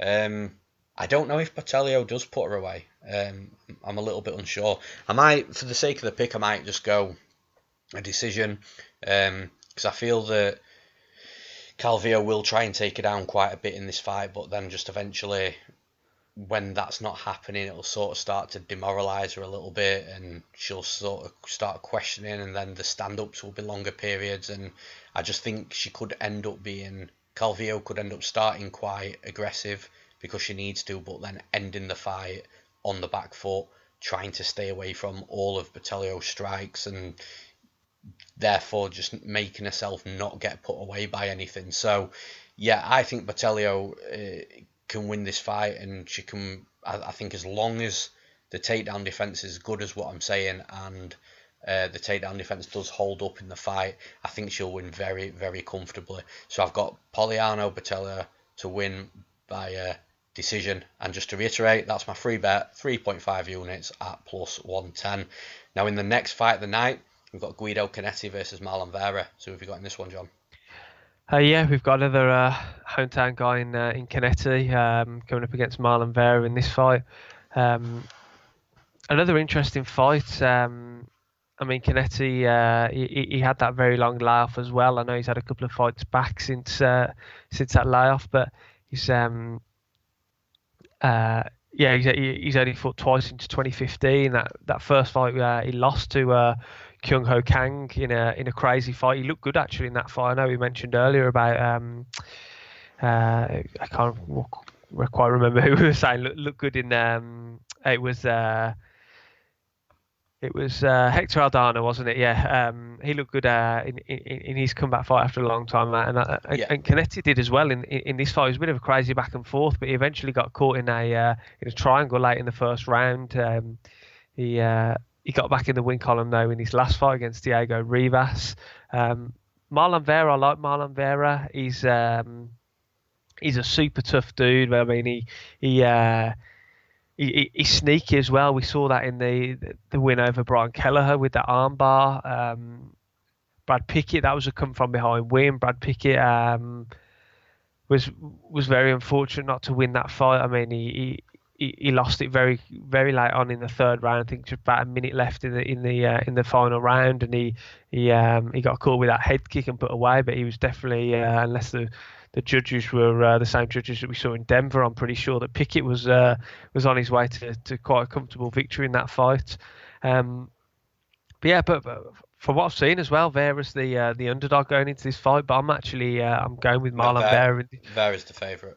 Oh, he's Vera the favourite. Yeah. Okay, sorry, my bad. I must have been looking elsewhere. But yeah, I am. I'm going with the favourite. Then I'm going with Marlon Vera in this one. I think the level of competition he's fought is better than Canetti.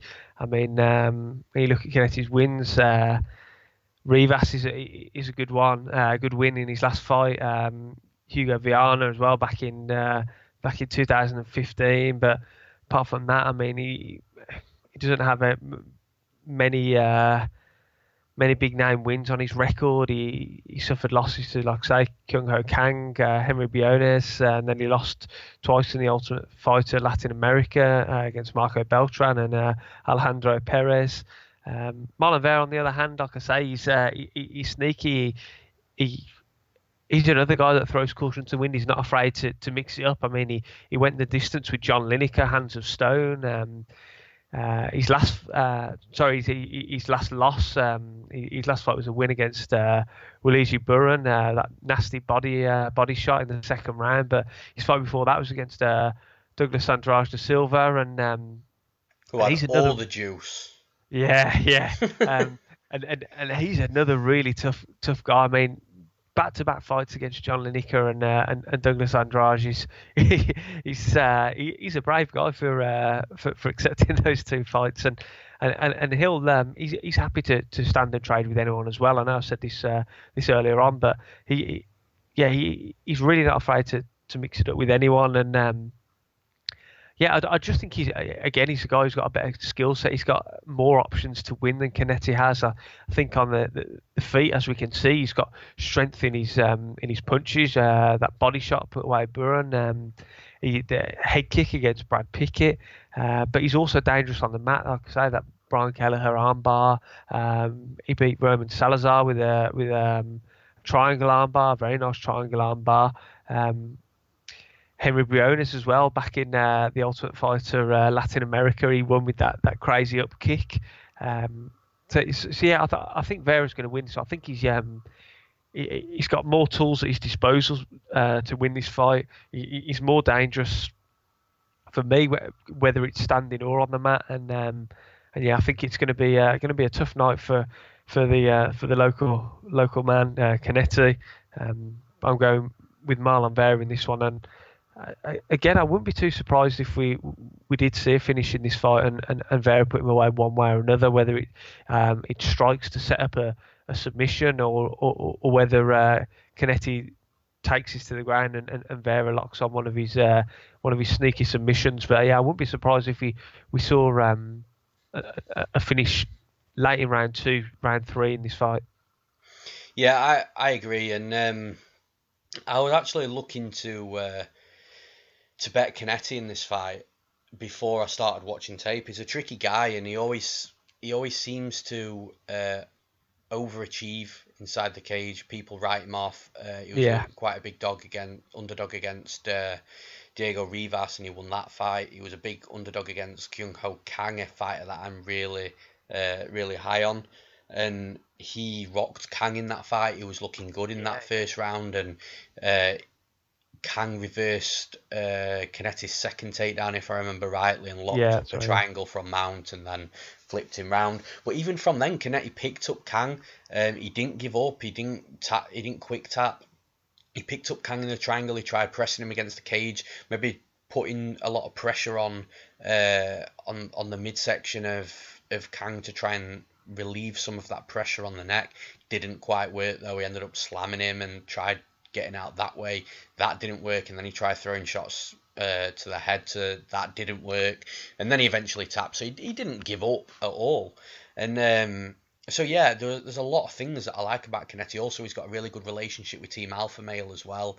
He factors that into every camp going to and from Argentina. So yeah, like I say, there's a lot of things I like about Canetti, and at the age of 38, I feel like he's getting better rather than worse. And for this weight class, that's definitely not the right way around.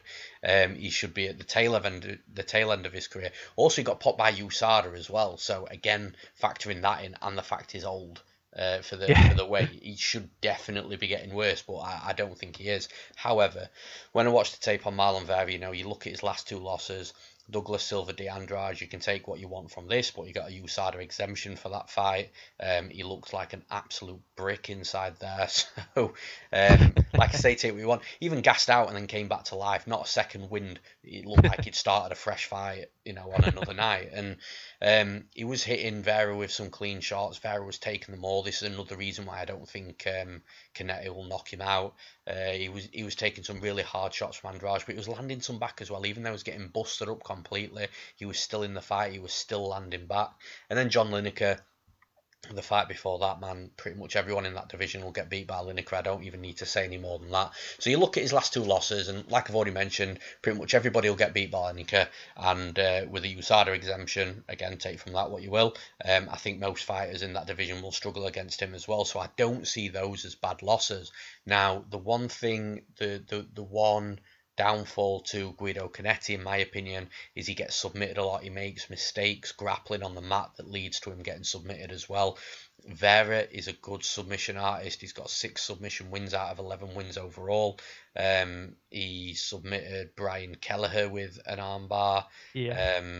So that in itself is quite impressive. I just think that at some point, I think Marlon Vera is going to be quicker than Canetti. I think he's going to have the distance management down to a T, and I think it's going to force Canetti to shoot. It's going to force him to shoot at some point in this fight, and I think when he shoots, I think Vera will be able to snag something either in a scramble or just get on his back and submit him from bottom. I've just got a funny feeling Canetti's going to get submitted in this fight. If it goes to a decision, it is going to be very, very close though.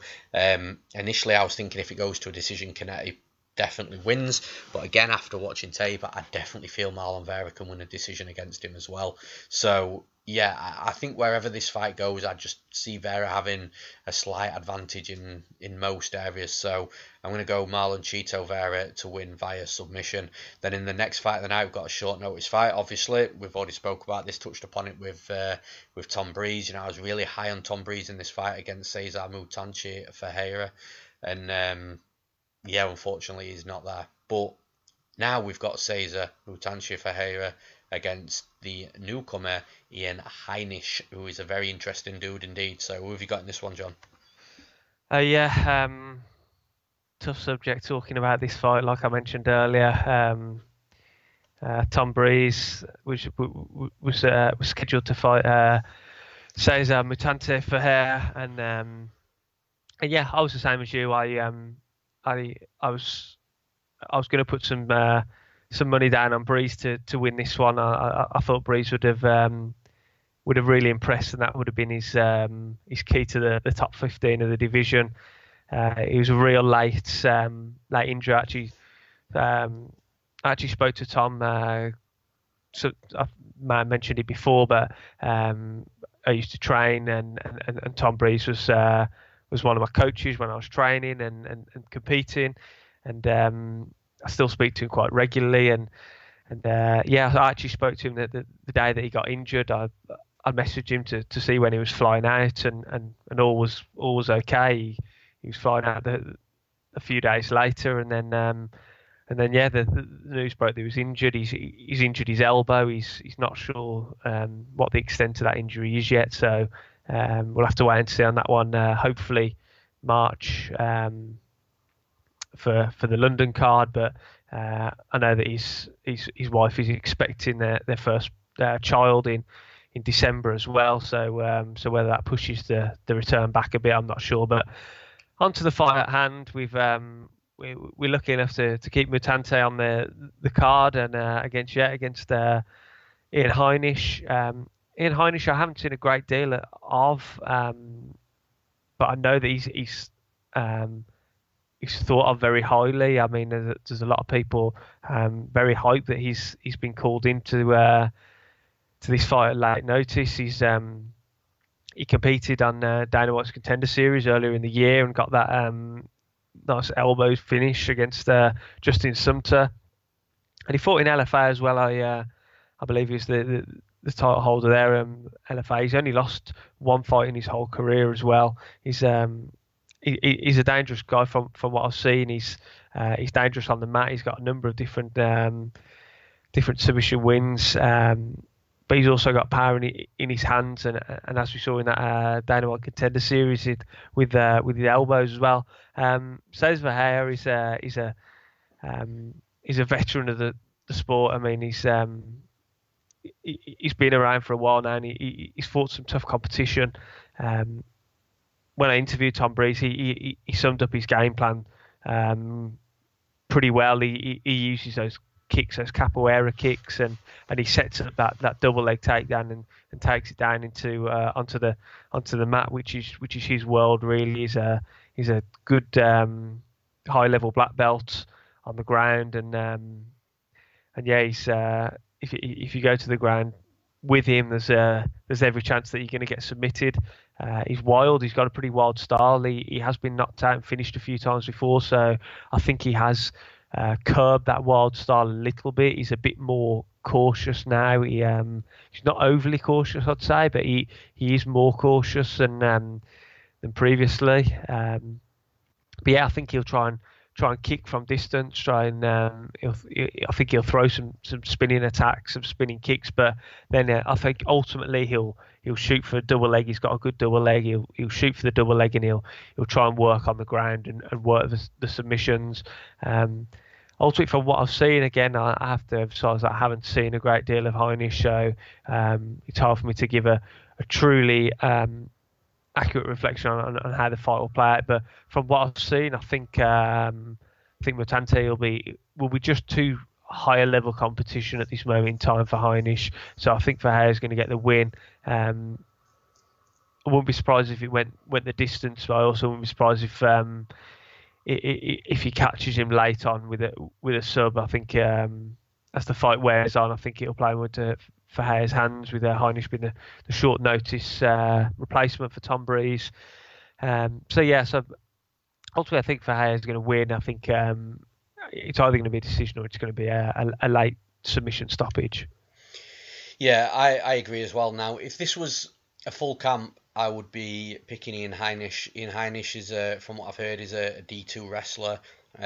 He's also training at Factory X, which is a really up-and-coming gym right now. They've got a good percentage of wins, a good win streak going within the camp, which is always good to have behind you when you're going into the cage, to have that confidence that you're coming from a team that's just winning right now. And yeah, I think the problem is with that Heinisch is going to have in this fight is he throws a lot of big wild bombs as well, and I feel that Mutante is gonna get that timing down sort of after maybe 2 or 3 of those bombs, and it's gonna set the double leg up nicely to take him down. And if Verheer gets on top, I'm telling you now, he's gonna submit Ian Heinisch. There's no doubt in my mind about that. He's just that good on top. I'm not being detrimental to Heinisch's game one little bit. I just think that Mutante's Brazilian jiu-jitsu is at a very high level, and he'd submit pretty much everybody when they're on top. We saw what he did to Carl Roberson within a couple of minutes of taking him down. So that's where I think Heinisch is going to have an issue. But where Heinisch can win this fight is if he does press and look for the takedowns early. Now, this is weird because you're gonna say, well, you've just said how good Mutante's Brazilian Jiu-Jitsu is, and that's right. But Mutante seems to be a lot more of a top side grappler than a grappler off his back. And we saw when Nate Marquardt took Cesar Ferreira down, it was very short. It was for a very short time. We're talking maybe less than 10 seconds before a round ended. But he was landing some shots. He was controlling guard. And Mutanchi didn't really throw anything up for a submission or anything like that, or look to sweep. So I just feel that he's a great grappler, but he's so much better on top than he is the bottom. Now, we all know a good wrestler will nullify the Brazilian Jiu-Jitsu and the submission game of the BJJ artist off his back if the wrestler's good enough. And I think Heinisch is. I think if he can get Mutanchi on his back, I think his wrestling will nullify Mutanchi's Brazilian Jiu-Jitsu. But he's got to get him on his back. He's got to avoid any scrambles. He's got to be flat on his back inside the middle of the cage rather than against the cage, where Mutanchi will be able to work his way back up to his feet. And I'm not worried about the bombs from Ian Heinisch either. Mutanchi was probably the first person on the planet to notice that he was very chinny, and he changed his game up very quickly. And it's almost similar to what Junior Dos Santos did as well. Dos Santos, I think, realised very quickly that he was getting knocked out a lot and getting hurt a lot when he was getting hit sort of anywhere in the face. So JDS turned into a point fighter, and that's what he does now. And I think Mutanchi's done something similar. I think he's recognised it, and he doesn't like getting into these big wars that he once used to like. So I don't worry about the bombs of Heinisch. I think Mutanchi's a veteran and skilled enough fighter to keep out the way of them and just try and work his own game. So I think that Mutanchi is gonna stay at range until he wants to come in, until he wants to shoot the double legs, and he'll be the one that takes Heinisch down. And I think he might submit Heinisch in round one. I know this is an opponent change for and a very different opponent change as well, may I add, for Mutanchi, but it's also a very, very short notice fight for Heinisch. He's had sort of less than a week to prepare for it.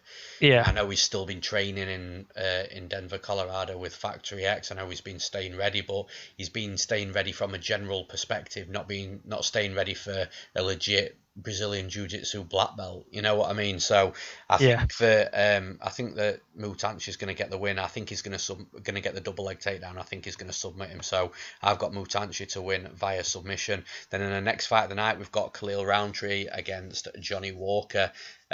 Should be a pretty short fight, this one. So who have you got, John?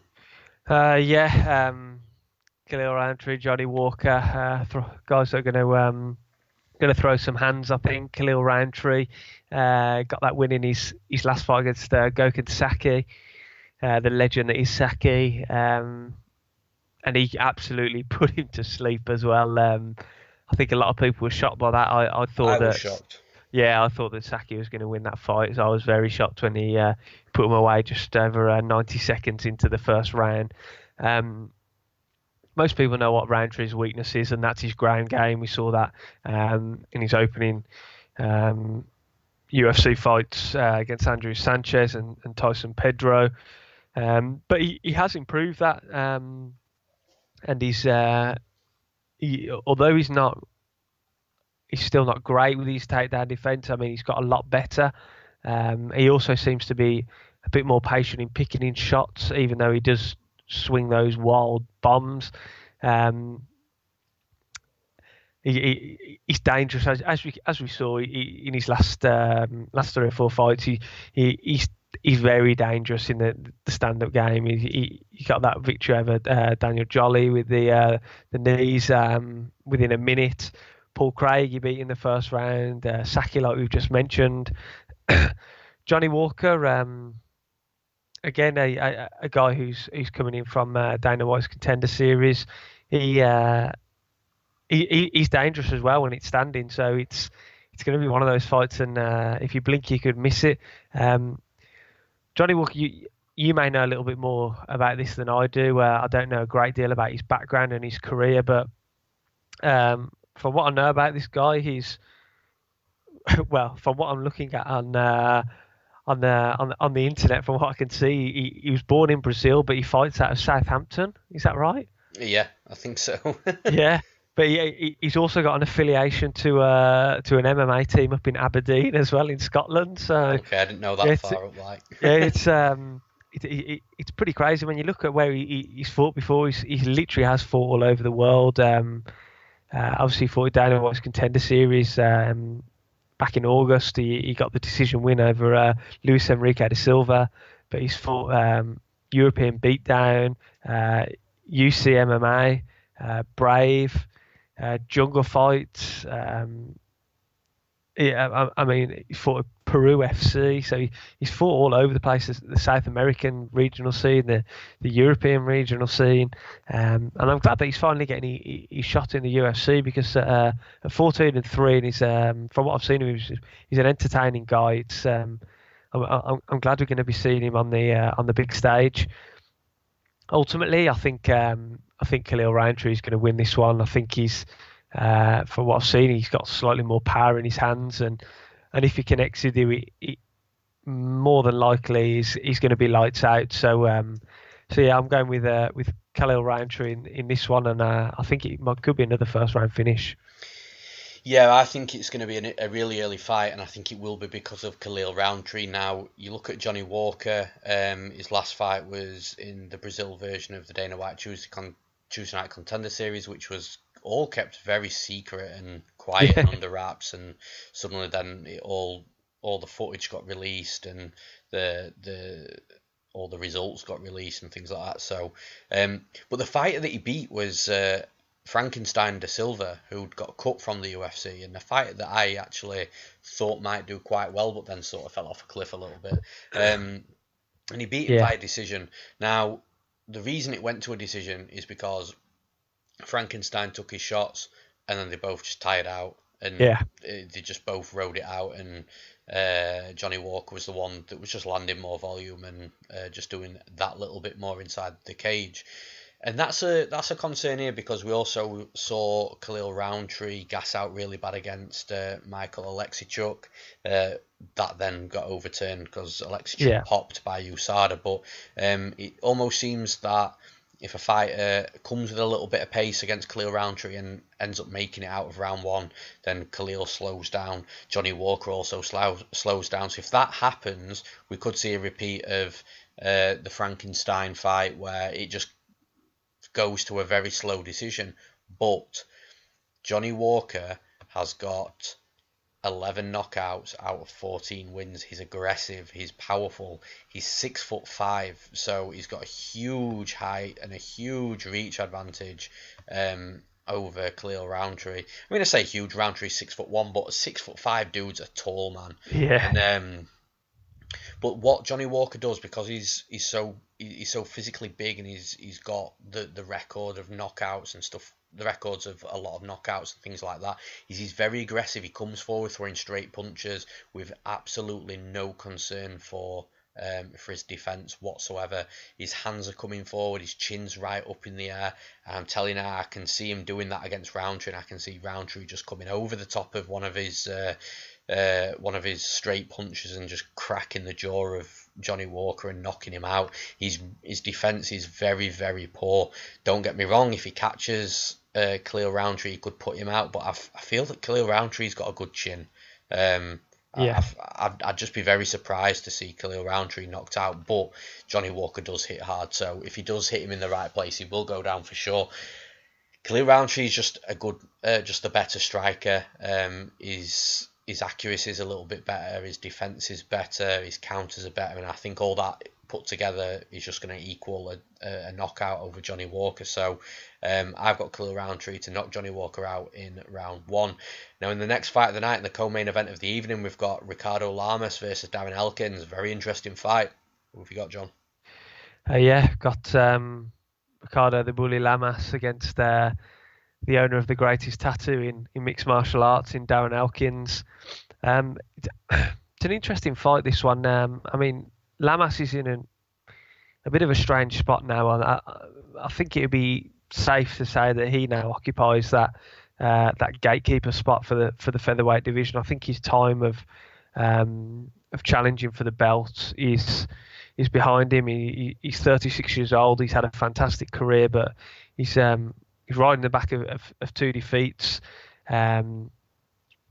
Josh Emmett, of course, he fought in the it was the main event, wasn't it, back in December of last year, and Josh Emmett missed weight, but he agreed to fight him, and he got caught with that absolute hammer of a left hook, I think it was, that completely put him out and shocked a few people, because I thought that Lamas was going to win that fight, and yeah, I didn't see that one coming, and then obviously the next fight was against Mirsad Bektic. I'm a big fan of Bektic. I really like him. I think he's a very dangerous guy.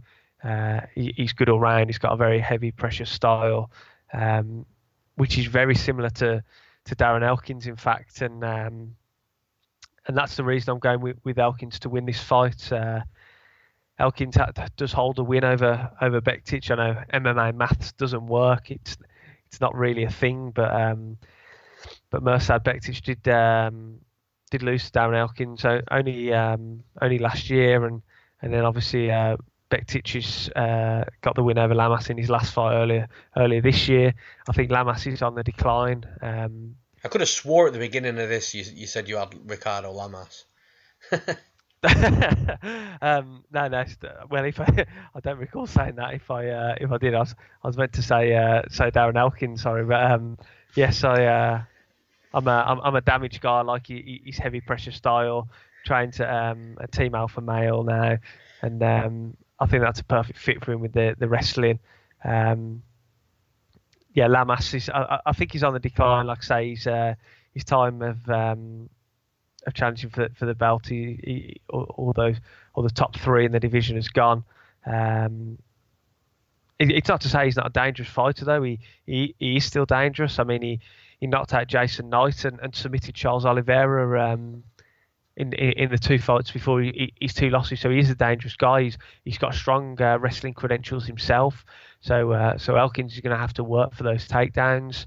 But Elkins, he will constantly keep pushing for those takedowns. He can take one hell of a beating and come back and win, as we saw in the Mirsad Bektic fight. I mean, Bektic absolutely threw everything at him for 2 rounds, and then Elkins came back with one of the best comebacks I've seen for a long time. But yeah, Elkins came up short in his last fight against Volkanovski. But those 2 guys have got very, very similar styles, and Volkanovski was just the better of the 2 on the night, and did dominate Darren Elkins. But I think Elkins is going to bounce back and get in the win column in this one. Yeah, I'm going the other way. I do feel that Ricardo Lamas isn't the fighter that he once was. 36 years old at this sort of weight, like we've already mentioned before. You are getting on in your years, and he's also had a lot of fights as well. But yeah, he's not the fighter that he used to be. I think his opponents are starting to become more successful against him than what they would have done, say, maybe 3 or 4 years ago. And it's tough to write Darren Elkins off. It's always tough to write him off because we know what he's about. And I've said it before, I'll say it again. The story that I once heard from his old gym is they would do rounds with the Russians. Like sort of one round with each guy, and sort of after 6 rounds, he'd get the shit beaten out of him, and the Russians would just be then off to get a quick drink break or whatever, and Elkins would stand up and just say, "What are you doing? Where are you going? I'm just warmed up now," and then he would then start smashing them when they're tired.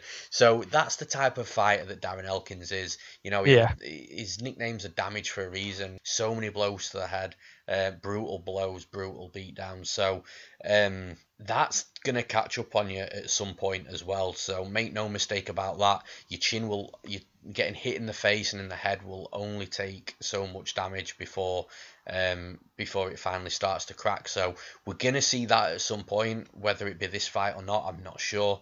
But I think that as long as Lamas can not get taken down, I think he'll style on Darren Elkins. I think he's the much better striker. He's got good leg kicks, he's got good movement, he's got good entrances into boxing range with his striking. I just think on the feet there's a very, very huge gulf in in stand up differential in this fight. I think that it's just ridiculous, the caliber of strike difference in the caliber of striker. Where Darren Elkins needs to be is further into boxing range, so he needs to be all the way in. He needs to be clinching him against the cage. He needs to be looking for takedowns, trying to get him down to the mat. We know Lamas can get taken down. Bektis showed that. He did get up quite quickly on a couple of occasions, but he was getting taken down. And listen, Darren Elkins won't mind having to take you down 20 times in a fight if he has to. It's not all about top control for Darren Elkins. As long as he keeps dumping you on the mat, which you can do all day long, he'll be winning the fight and he'll be happy. So that's what Darren Elkins needs to do. But, Lamas is, I think, a Division 3 wrestler. So, he's no slouch in that department. I think he might just have the tools to keep this fight standing. I think the fight's a lot closer than the betting line suggests. I think Lamas at one point was like -300. He's now just dipped below -200. So the line's come down to more where it should be, in my opinion. It's tough to write Darren Elkins off.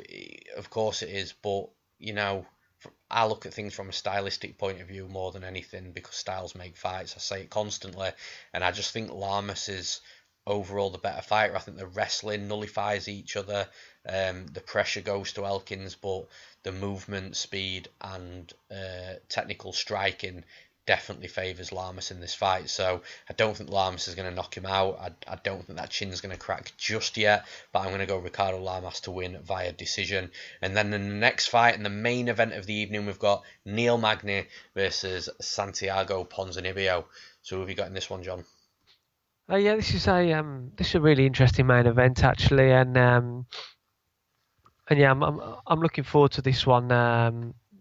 Ponzinibbio, of course, he's coming into this fight off the back of a 6-fight win streak. I mean, some of them are fairly contentious wins. The win over Gunnar Nelson springs to mind. I know there's a lot of controversy surrounding that, and I personally are one of the guys who thought that fight should have been, although it doesn't happen very often, it had. There's a possible cause for it to be overturned to a no contest, because there was 3 or 4 really clear and blatant eye pokes that led up to the finish in that fight. Last fight was, I can't believe it's been nearly a year since he last stepped foot in the octagon when he defeated Mike Perry by unanimous decision. In that fight, that was an exciting fight. I mean, both guys are willing to stand and trade. That was when Mike Perry, of course, was being cornered by his girlfriend at the time, and he was a bit more wild than he's been in his last couple of fights since he moved to Jackson Wink. But yeah, Ponzinibbio had the better game plan on the night to nullify Perry's threat. Neil Magny, Magny's one of these guys that kind of flies under the radar all the time. He always seems to be hovering like in and around number 10 in the rankings, and then he'll have a fight which is a real step up and make that push towards a title shot fight, and then he'll lose that hurdle. We saw that against Rafael dos Anjos when he lost via arm triangle, and dos Anjos looked absolutely fantastic in that fight, I must add. But yeah, I like Magny in the fact that he does always seem to improve after his losses. I like the fact that when he lost to Damian Maia back at UFC 90, he immediately got in touch with Maia, and the two of them started training together, and Maia was giving him tips on how to improve his ground game and his jiu-jitsu. I like the fact that he does improve with every fight. He's coming into this fight on the back of back-to-back wins over Craig White. Of course, that was a short notice fight back in Liverpool. Craig White had a huge weight cut for that fight, as we all know, and eventually succumbed to knees and strikes late on in the first round. Fight before that, though, Magny utilised a good game plan against Carlos Condit. Again, that was a returning Carlos Condit, and a Carlos Condit that he's at the Carlos Condit of 4 or 5 years ago. I think mentally, I don't know whether Condit is fully 100% in it anymore, which doesn't help. But you can only beat what's in front of you, and Magny executed a very nice game plan in taking Condit down, and and playing to Condit's weaknesses really in the wrestling exchanges.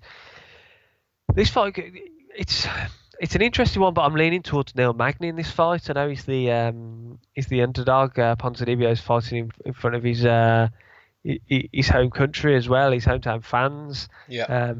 He's got power in his hands. We know that he's got power and he's got the ability to knock you out. But I think Neil Magny's a smart fighter, and I think he's going to use that to his advantage in this fight. I don't think it is going to be a crazy spectacle because of Magny's fight IQ and how he'll play this. I think he'll try and take Ponzinibbio down, and I think he'll try and draw it out into the later rounds. We know that Magny's long, and I think he'll try and maintain distance in this fight and not let Ponzinibbio flurry with those heavy hands.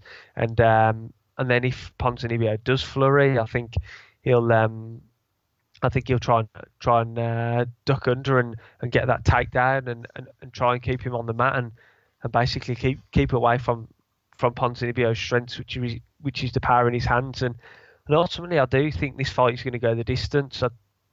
If anyone's going to finish it, it'll be Ponzinibbio early for me.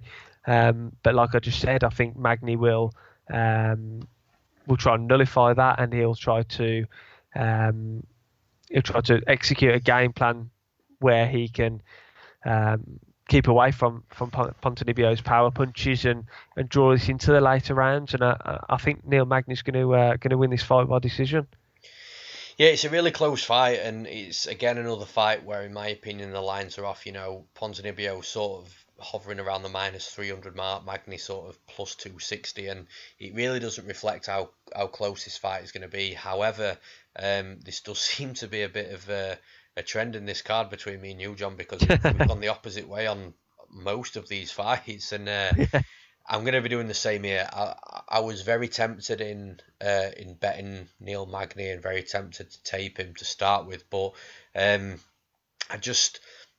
I've got a funny feeling Ponzinibbio is gonna do something similar to what Lorenz Larkin did to Magny and just come out and absolutely tear him apart and smoke him. Hard leg kicks, pressure, jabs. Ponzinibbio's got that good lead eye poke to follow, left uppercut. I joke, but yeah, Ponzinibbio's got good striking. He's got good power, and I genuinely, at first, I thought if this gets past round 2, Ponzinibbio's going to struggle because Magny is a cardio machine. But yeah, I genuinely believe that Ponzinibbio could have 3 hard rounds in him, and that would then be enough to win a decision. I think Ponzinibbio could win the first 3 rounds very convincingly if he doesn't finish Neil Magny. But I think he does finish Magny. I think once Magny feels the power of Ponzinibbio, it'll back him up. I think once he's backed up and is being put on the back foot and starting to be a bit more defensive, Ponzinibbio will grow into that sort of fight. It'll allow him to get more off. It'll allow him to control his own distance, moving in and out really well, and perfectly time his strikes onto the jaw of Neil Magny. Neil Magny does possess the wrestling, the wrestling threat with the takedowns.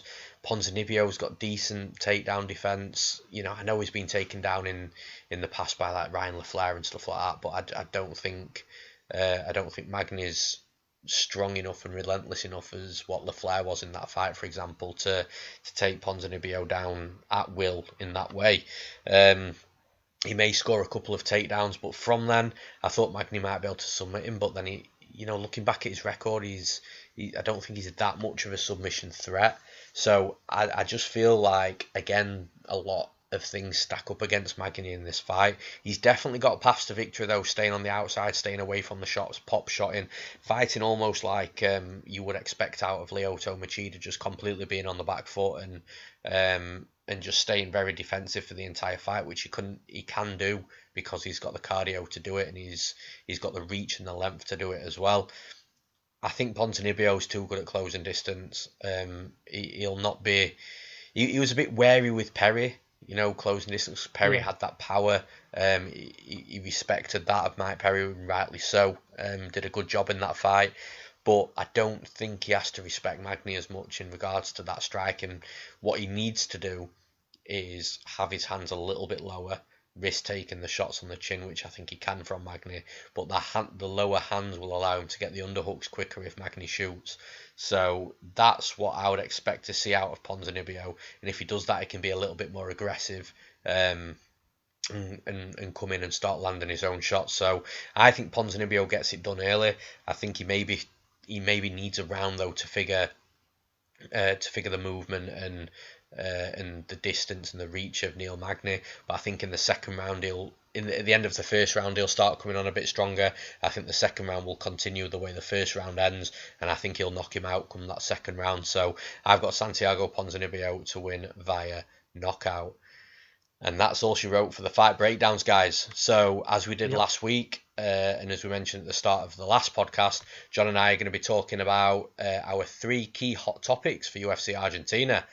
Welcome to the hot topics portion, guys. The first thing I'd like to kick this off with is surrounding the main event with Santiago Ponzinibbio. I know I joked about it a minute ago when I was breaking it down, but I specifically want to talk about these eye pokes because I'm not saying they're intentional. I'm not going to make that assumption and that accusation, but he pokes the eyes of pretty much every fighter that he fights. There becomes a point where you're almost. He's one of two things. He does do it on purpose, and if he does, that's really dirty, and that's why I'm not going to make that accusation. What I think it is just carelessness. These gloves, the UFC gloves, I know Joe Rogan alludes to it all the time about how they should have more of a curve on them. The new rules have also state that the fingers now have to be up, so there is a general real concern about flailing fingers when you're striking. So it's a real interesting one though, because he seems to, whether it's legal or illegal, he seems to get away with it. I don't recall him ever having a point taken away from him. He might have been warned before. I would imagine he probably will have done it. I don't know that for sure. I haven't dug too much into it to watch for any specific warnings, but he's definitely never had a point taken off from him or been disqualified or anything like that for eye pokes. And it's a bit amazing really how that's not been the case. It's almost like in football, and for you American fans, I'm talking about real football, not this American football that you guys watch. I'm talking about real football. But it's almost like in football, and a few years ago it was Cristiano Ronaldo that everyone was talking about, diving all the time, and suddenly referees stopped giving penalties when Ronaldo went over because they automatically assumed that it was a dive. And you almost feel a similar thing in Ponzinibbio fights, that referees must start being clued up of actually this guy's eye poked his last 3 or 4 opponents and gained a significant advantage from it, because they're not just touching the eyeball, the brutal eye pokes. And you mentioned it with the Gunnar Nelson fight, that essentially came from an eye poke that the referee didn't stop. And it's almost, you've got to feel that the referees have to look for that now with Ponzinibbio, and it's an awful thing to really have surrounding you as a professional fighter, but it is what it is. Look, when you're poking 3 or 4 guys in the eye and winning fights from it, it's not good, man. What's your take on it? To be honest, you quite literally took the words out of my mouth. I was going to use the exact football analogy as well. When you get a footballer over here who's notorious for something or another, the referees pick up on it, and like you say, use the Ronaldo example. He's notorious for rolling around and over exaggerating and winning free kicks and penalties because of it, and referees then crack down and say, look, well, you may have been fouled in that instance, but you've got such a bad reputation. I'm not even going to give you the time of day for it. So there does come a point where surely you'd think that it's not a one-off. This is happening in all the fights of recent memory. I mean, like we mentioned the Gunnar Nelson one because that was the most obvious one, because there was 2 or 3. There was a serious eye poke that led to the initial shot that hurt Nelson, and then in the flurry again, there was another 2 or 3. The ones in the flurry, maybe they were accidental, as he was, swinging arms everywhere and trying to put him away. But it's starting to happen more and more often. And we watch so many UFC cards and MMA cards in general, and there's so few times that I recall fighters getting points taken away.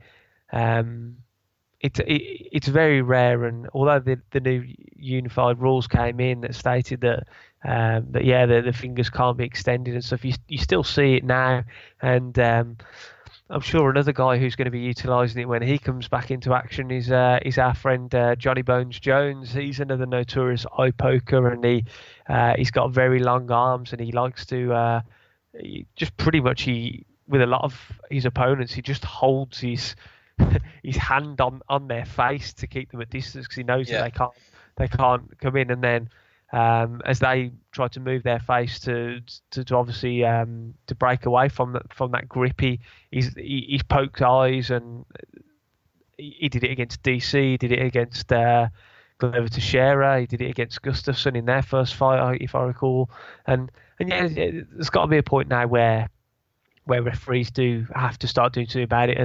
And again, I don't want to by any stretch of the imagination state that Ponzinibbio is doing it intentionally, but if he's thinking I can keep my fingers extended here to keep a little bit more distance and keep my range and I don't know, even just put my opponent off a little bit more, and referees aren't picking up on it, then why should I stop? I'm not saying he's doing it intentionally to poke people in the eyes, but if he can even get away with the motion of the extended fingers and things like that, then he probably thinks, well, why stop if? Well, absolutely, and the rules of the octagon state that you've got to intelligently defend yourself at all times unless the referee says otherwise. So exactly, yeah. When the referees are missing it, you have to keep going, and I don't fault him for that. But if it is carelessness, I just feel that the referees should give very hard warnings. So definitely, yeah, it's one for me. It's one warning, and because obviously they go through the rigmarole of the referees' meetings before the events. They know the rules. They've all been there and done that.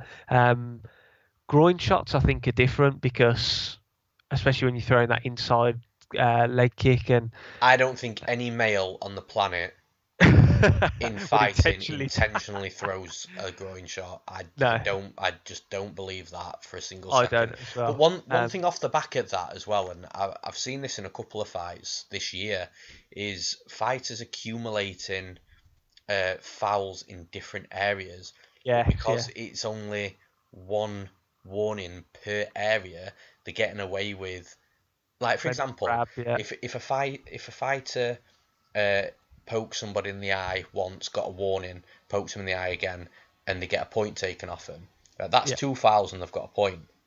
But if they poke a fighter in the eye and get a warning, and then groin shot a fighter and get a warning, and then they grab the inside of the gloves or grab grab the inside of the gloves, get a warning, grab the shorts, get a warning. Suddenly they've committed 4 fouls and not got a point take. And then grab the fence. That's one that really pisses me off, by the way. The fence grabs, really, really infuriates me.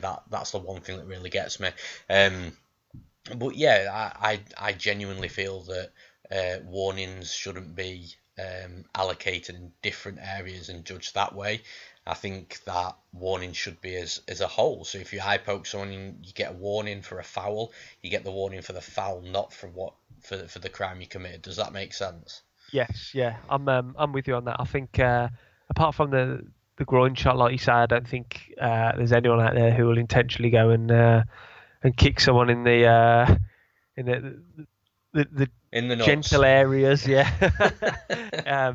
I don't think anyone would go out there and intentionally do that, but yeah, all the other fouls that you mentioned, eye pokes again. It may not be intentional. May not go out there and go, oh, right, I'm going to poke him in the eye, but like we say, the motion and the action's already there. And then, like you say, fence grabs and shorts and gloves. That's just playing gamesmanship, and they know full well what they're doing there, and I'd be happy on any of those, to be honest, to see a point taken straight away. If you're because there's so many occasions where you see someone going for the takedown and the opponent grabs the fence and the ref comes over and slaps their hand off the fence. Absolutely. And do you know what as well? And they miss the takedown then, yeah. Something just a quick to mention as well, because a referee that takes a lot of stick lately, and in my opinion rightly so, is Herb Dean. I feel just like a fighter that declines throughout the years and, comes to the end of the career. I think the same. I genuinely think the same thing happens to referees, and it's probably happening to Herb Dean because he makes a lot of bad calls. However, a couple of years ago, I was watching one of the episodes on Tough. I don't remember which one, and there was no warnings for the fight at all. But a fighter was about to complete a takedown. The other fighter grabbed the cage, and it kept him vertical. And Herb Dean stopped the fight straight away, no warning, took him into the middle, took a point. Yeah. Love that. Yeah. I loved it. I don't think there should be a warning for a fence grab. No, I don't. If it stops you completing a takedown. If you're just grabbing the fence, just like in a clinch or whatever, you have slapped the hand away, tell them not to do it. But if you prevent yourself from getting your back on the mat and keeping yourself vertical because of a fence grab, instant point. Yeah, definitely. I'm with you on that. So yeah, one to watch out for anyway in the main event with Ponzinibbio. Any potential eye pokes, there's a high chance of it happening. I know it sucks for us to talk about it, but listen, like I said, when you've done it in like your last 3 or 4 fights, it becomes a talking point, and people do make fun of it, and say that he adds it into his combinations and stuff like that. But I personally don't. I'm saying categorically right now, I don't think they're intentional. I just think he's very careless with it, and he needs to put more thought when reaching that hand out. Yeah. Well, the next thing that we're going to talk about is this card's future star. Is the one in it? And what I mean by that is, occasionally from time to time we'll watch a fight card, and a lot of the time they happen on these fights in different countries where the UFC don't go to a lot, and the fight card produces a real strong performance, one that makes the fans just go, oh shit, look at this guy's great, and then that guy goes on to having a great career. We've seen it a few times already. The few that stick out to me, Song Yadong, we saw him out in one of the Asia cards. I don't remember which one it was, but he absolutely looked fantastic out there. He came back and fought in America against Felipe Aranches. Absolutely tore him to bits. He's moved over to Team Alpha Male as well. So Song Yadong's got a really bright future. I'm really excited to see him fight. I think he fights next week as well. Another fighter, Jinsu Son, he lost his fight in Russia to Petr Yan, but Petr Yan's a monster. And if you're listening to this right now and you haven't watched that fight, go on Fight Pass. If you haven't got Fight Pass, pay $6.99. If you haven't got $6.99, take your free month. Just fucking watch that fight. Watch Petr Yan versus Jinsu Son. It is insane. So although Son lost that fight, I do believe he's got a good career ahead of him. Alexandre Hernandez was a standout star. Ozdemir at the time was a standout star. Obviously now he's fell off the ball, but the dude had a title shot within 3 fights into his UFC career.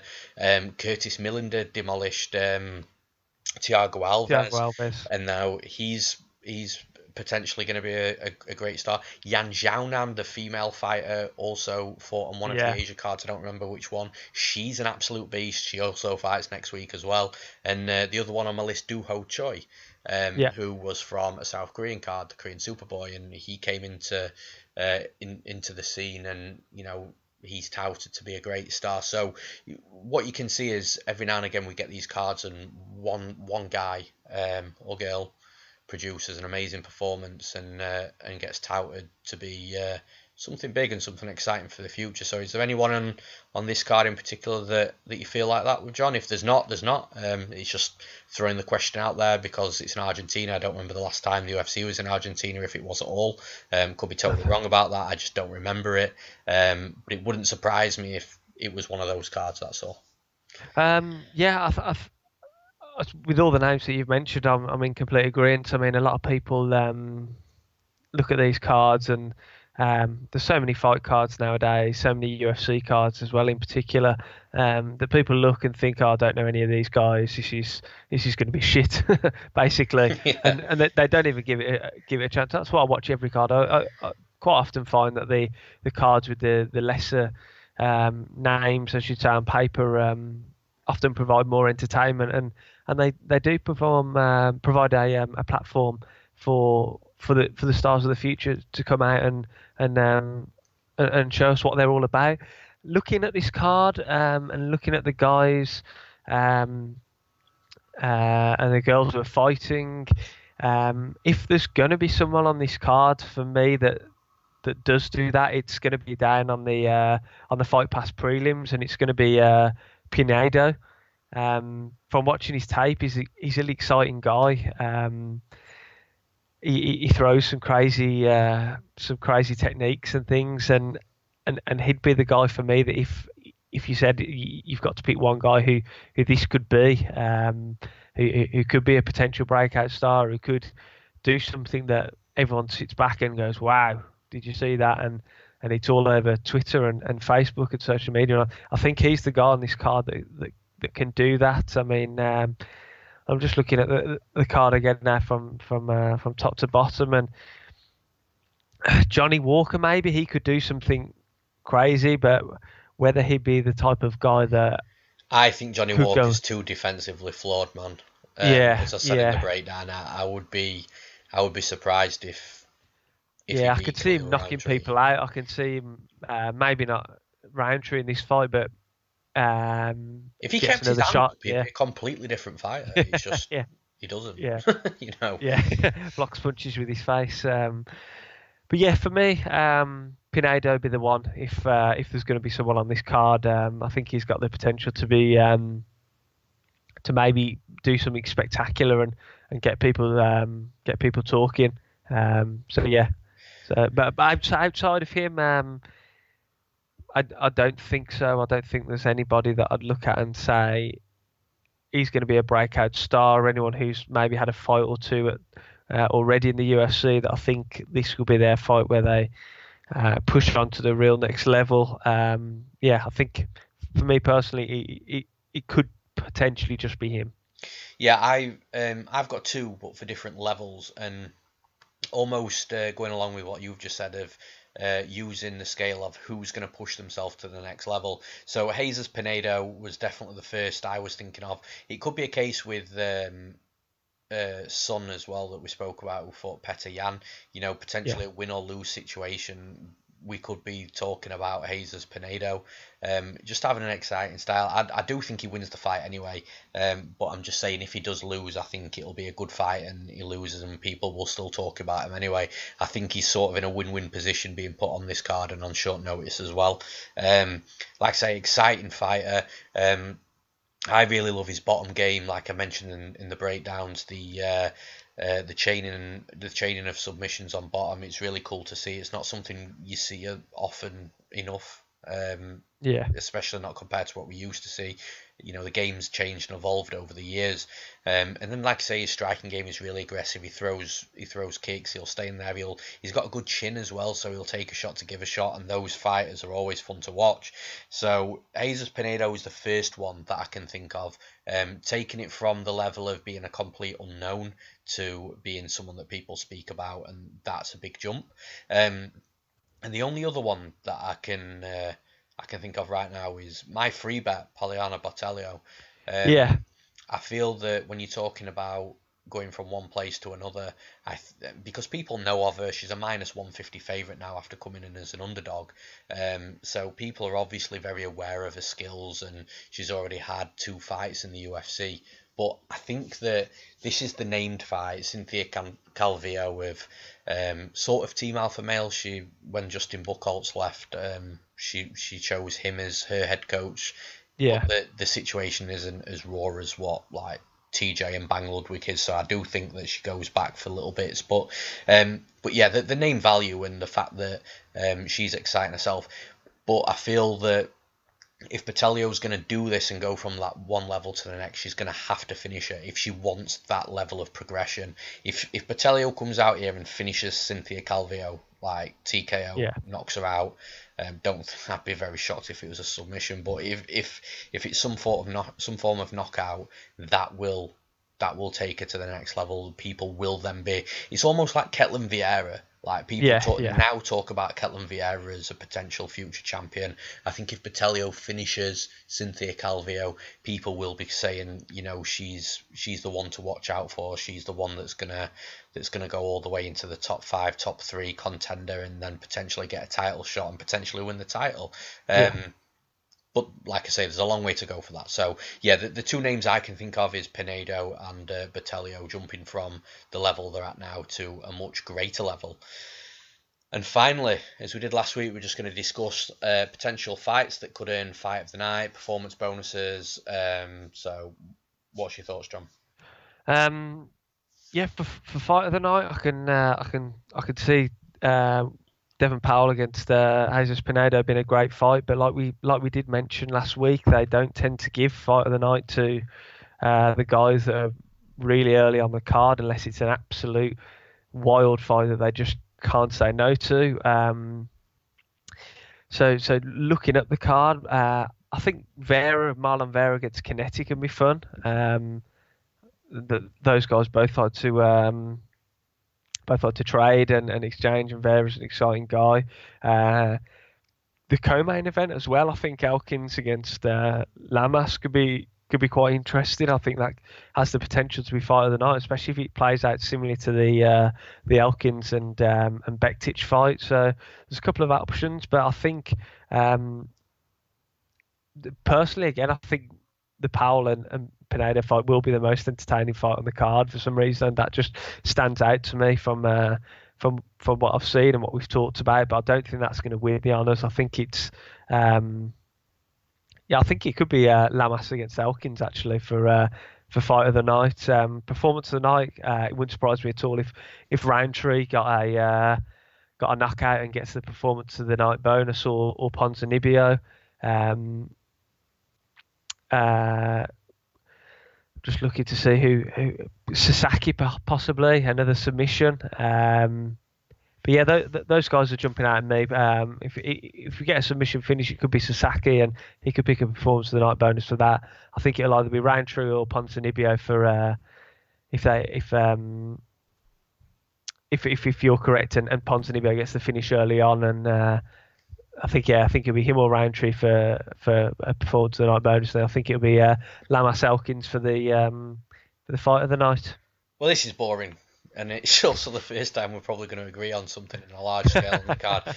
I'll keep it short and simple then, because I agree with you. I think Ricardo Lamas and Darren Elkins will be fight of the night. I think it'll be scrappy. I think Elkins will just get hit shitloads of times. I think Lamas will tire after hitting him so much, and that'll just create a good fight. I don't think there'll be a performance of the night will go to a submission. I think the two performances of the night will go to a Kirill Roundtree brutal knockout, and I think the other performance of the night will go to another knockout in Santiago Ponzinibbio. So we totally agree on that. For me though, my personal fight of the night is Prazeres and Bartosz Fabinski. I'm so intrigued by that. It's definitely the fight on the entire card that I'm most looking forward to, and people were just going, what the fuck, bro? You know what I mean? Like the two guys that just grind. But listen, I love that in this game, and I just love watching it. It's a brilliant stylistic matchup, really great matchmaking, so much that it's annoyed me. But yeah, I'm really, really looking forward to Michel Prazeres and Bartosz Fabinski. And that's the lot for this week's podcast, guys. I hope you've enjoyed the format again. Again, we'd like to hear your opinions in the comments. If you've liked the podcast, hit the like button, subscribe as well. The channel's always growing. We always want to see you new subscribers not missing out on any content. And like I say, we've got fight cards up until the new year now, so there's so much content coming up in the run up to Christmas and the new year. So don't miss out and hit subscribe. For the bets this week at UFC Buenos Aires, don't forget to check out the premium bets from Newsome MMA and the membership options available too. And never hesitate to contact me if you've got any questions or inquiries. So, John, before we hit the Newsome MMA 2-minute plug, what have you got to mention, man? As always, you've heard it all before, but catch all my work on Fight Post on Facebook or www.fightpost.co.uk. got a very interesting interview coming out with Rosie Sexton, the former mixed martial artist who now works very closely with a lot of guys here in the UK. And she was a pioneer for women's mixed martial arts in the United Kingdom, the first British female to compete in the UFC. I spoke to her a couple of days ago, and I'm just in the process of getting that all put up into an article format for you guys. So make sure you keep an eye out for that one. And as always, hit me up on Twitter at MMA and me. I'm always down for talking anything to do with MMA. So yeah, drop us a follow. I'll always follow you back, and we can talk some fights. Awesome. Now for the quick Newsome MMA 2-minute plug. First of all, I'd like to talk to you about Concussion Pro 1, who are partner in Newsome MMA. Concussion Pro 1 is the world's first dedicated concussion supplement, supporting brain health and performance. This product is honestly groundbreaking. There isn't another supplement like it on the market. The unique formula that makes up Concussion Pro 1 has been developed and created by some of the world's most decorated sports scientists to help protect and support the brain and its performance. Approved by the UK Mixed Martial Arts Federation, Concussion Pro 1 provides some amazing support to the brain.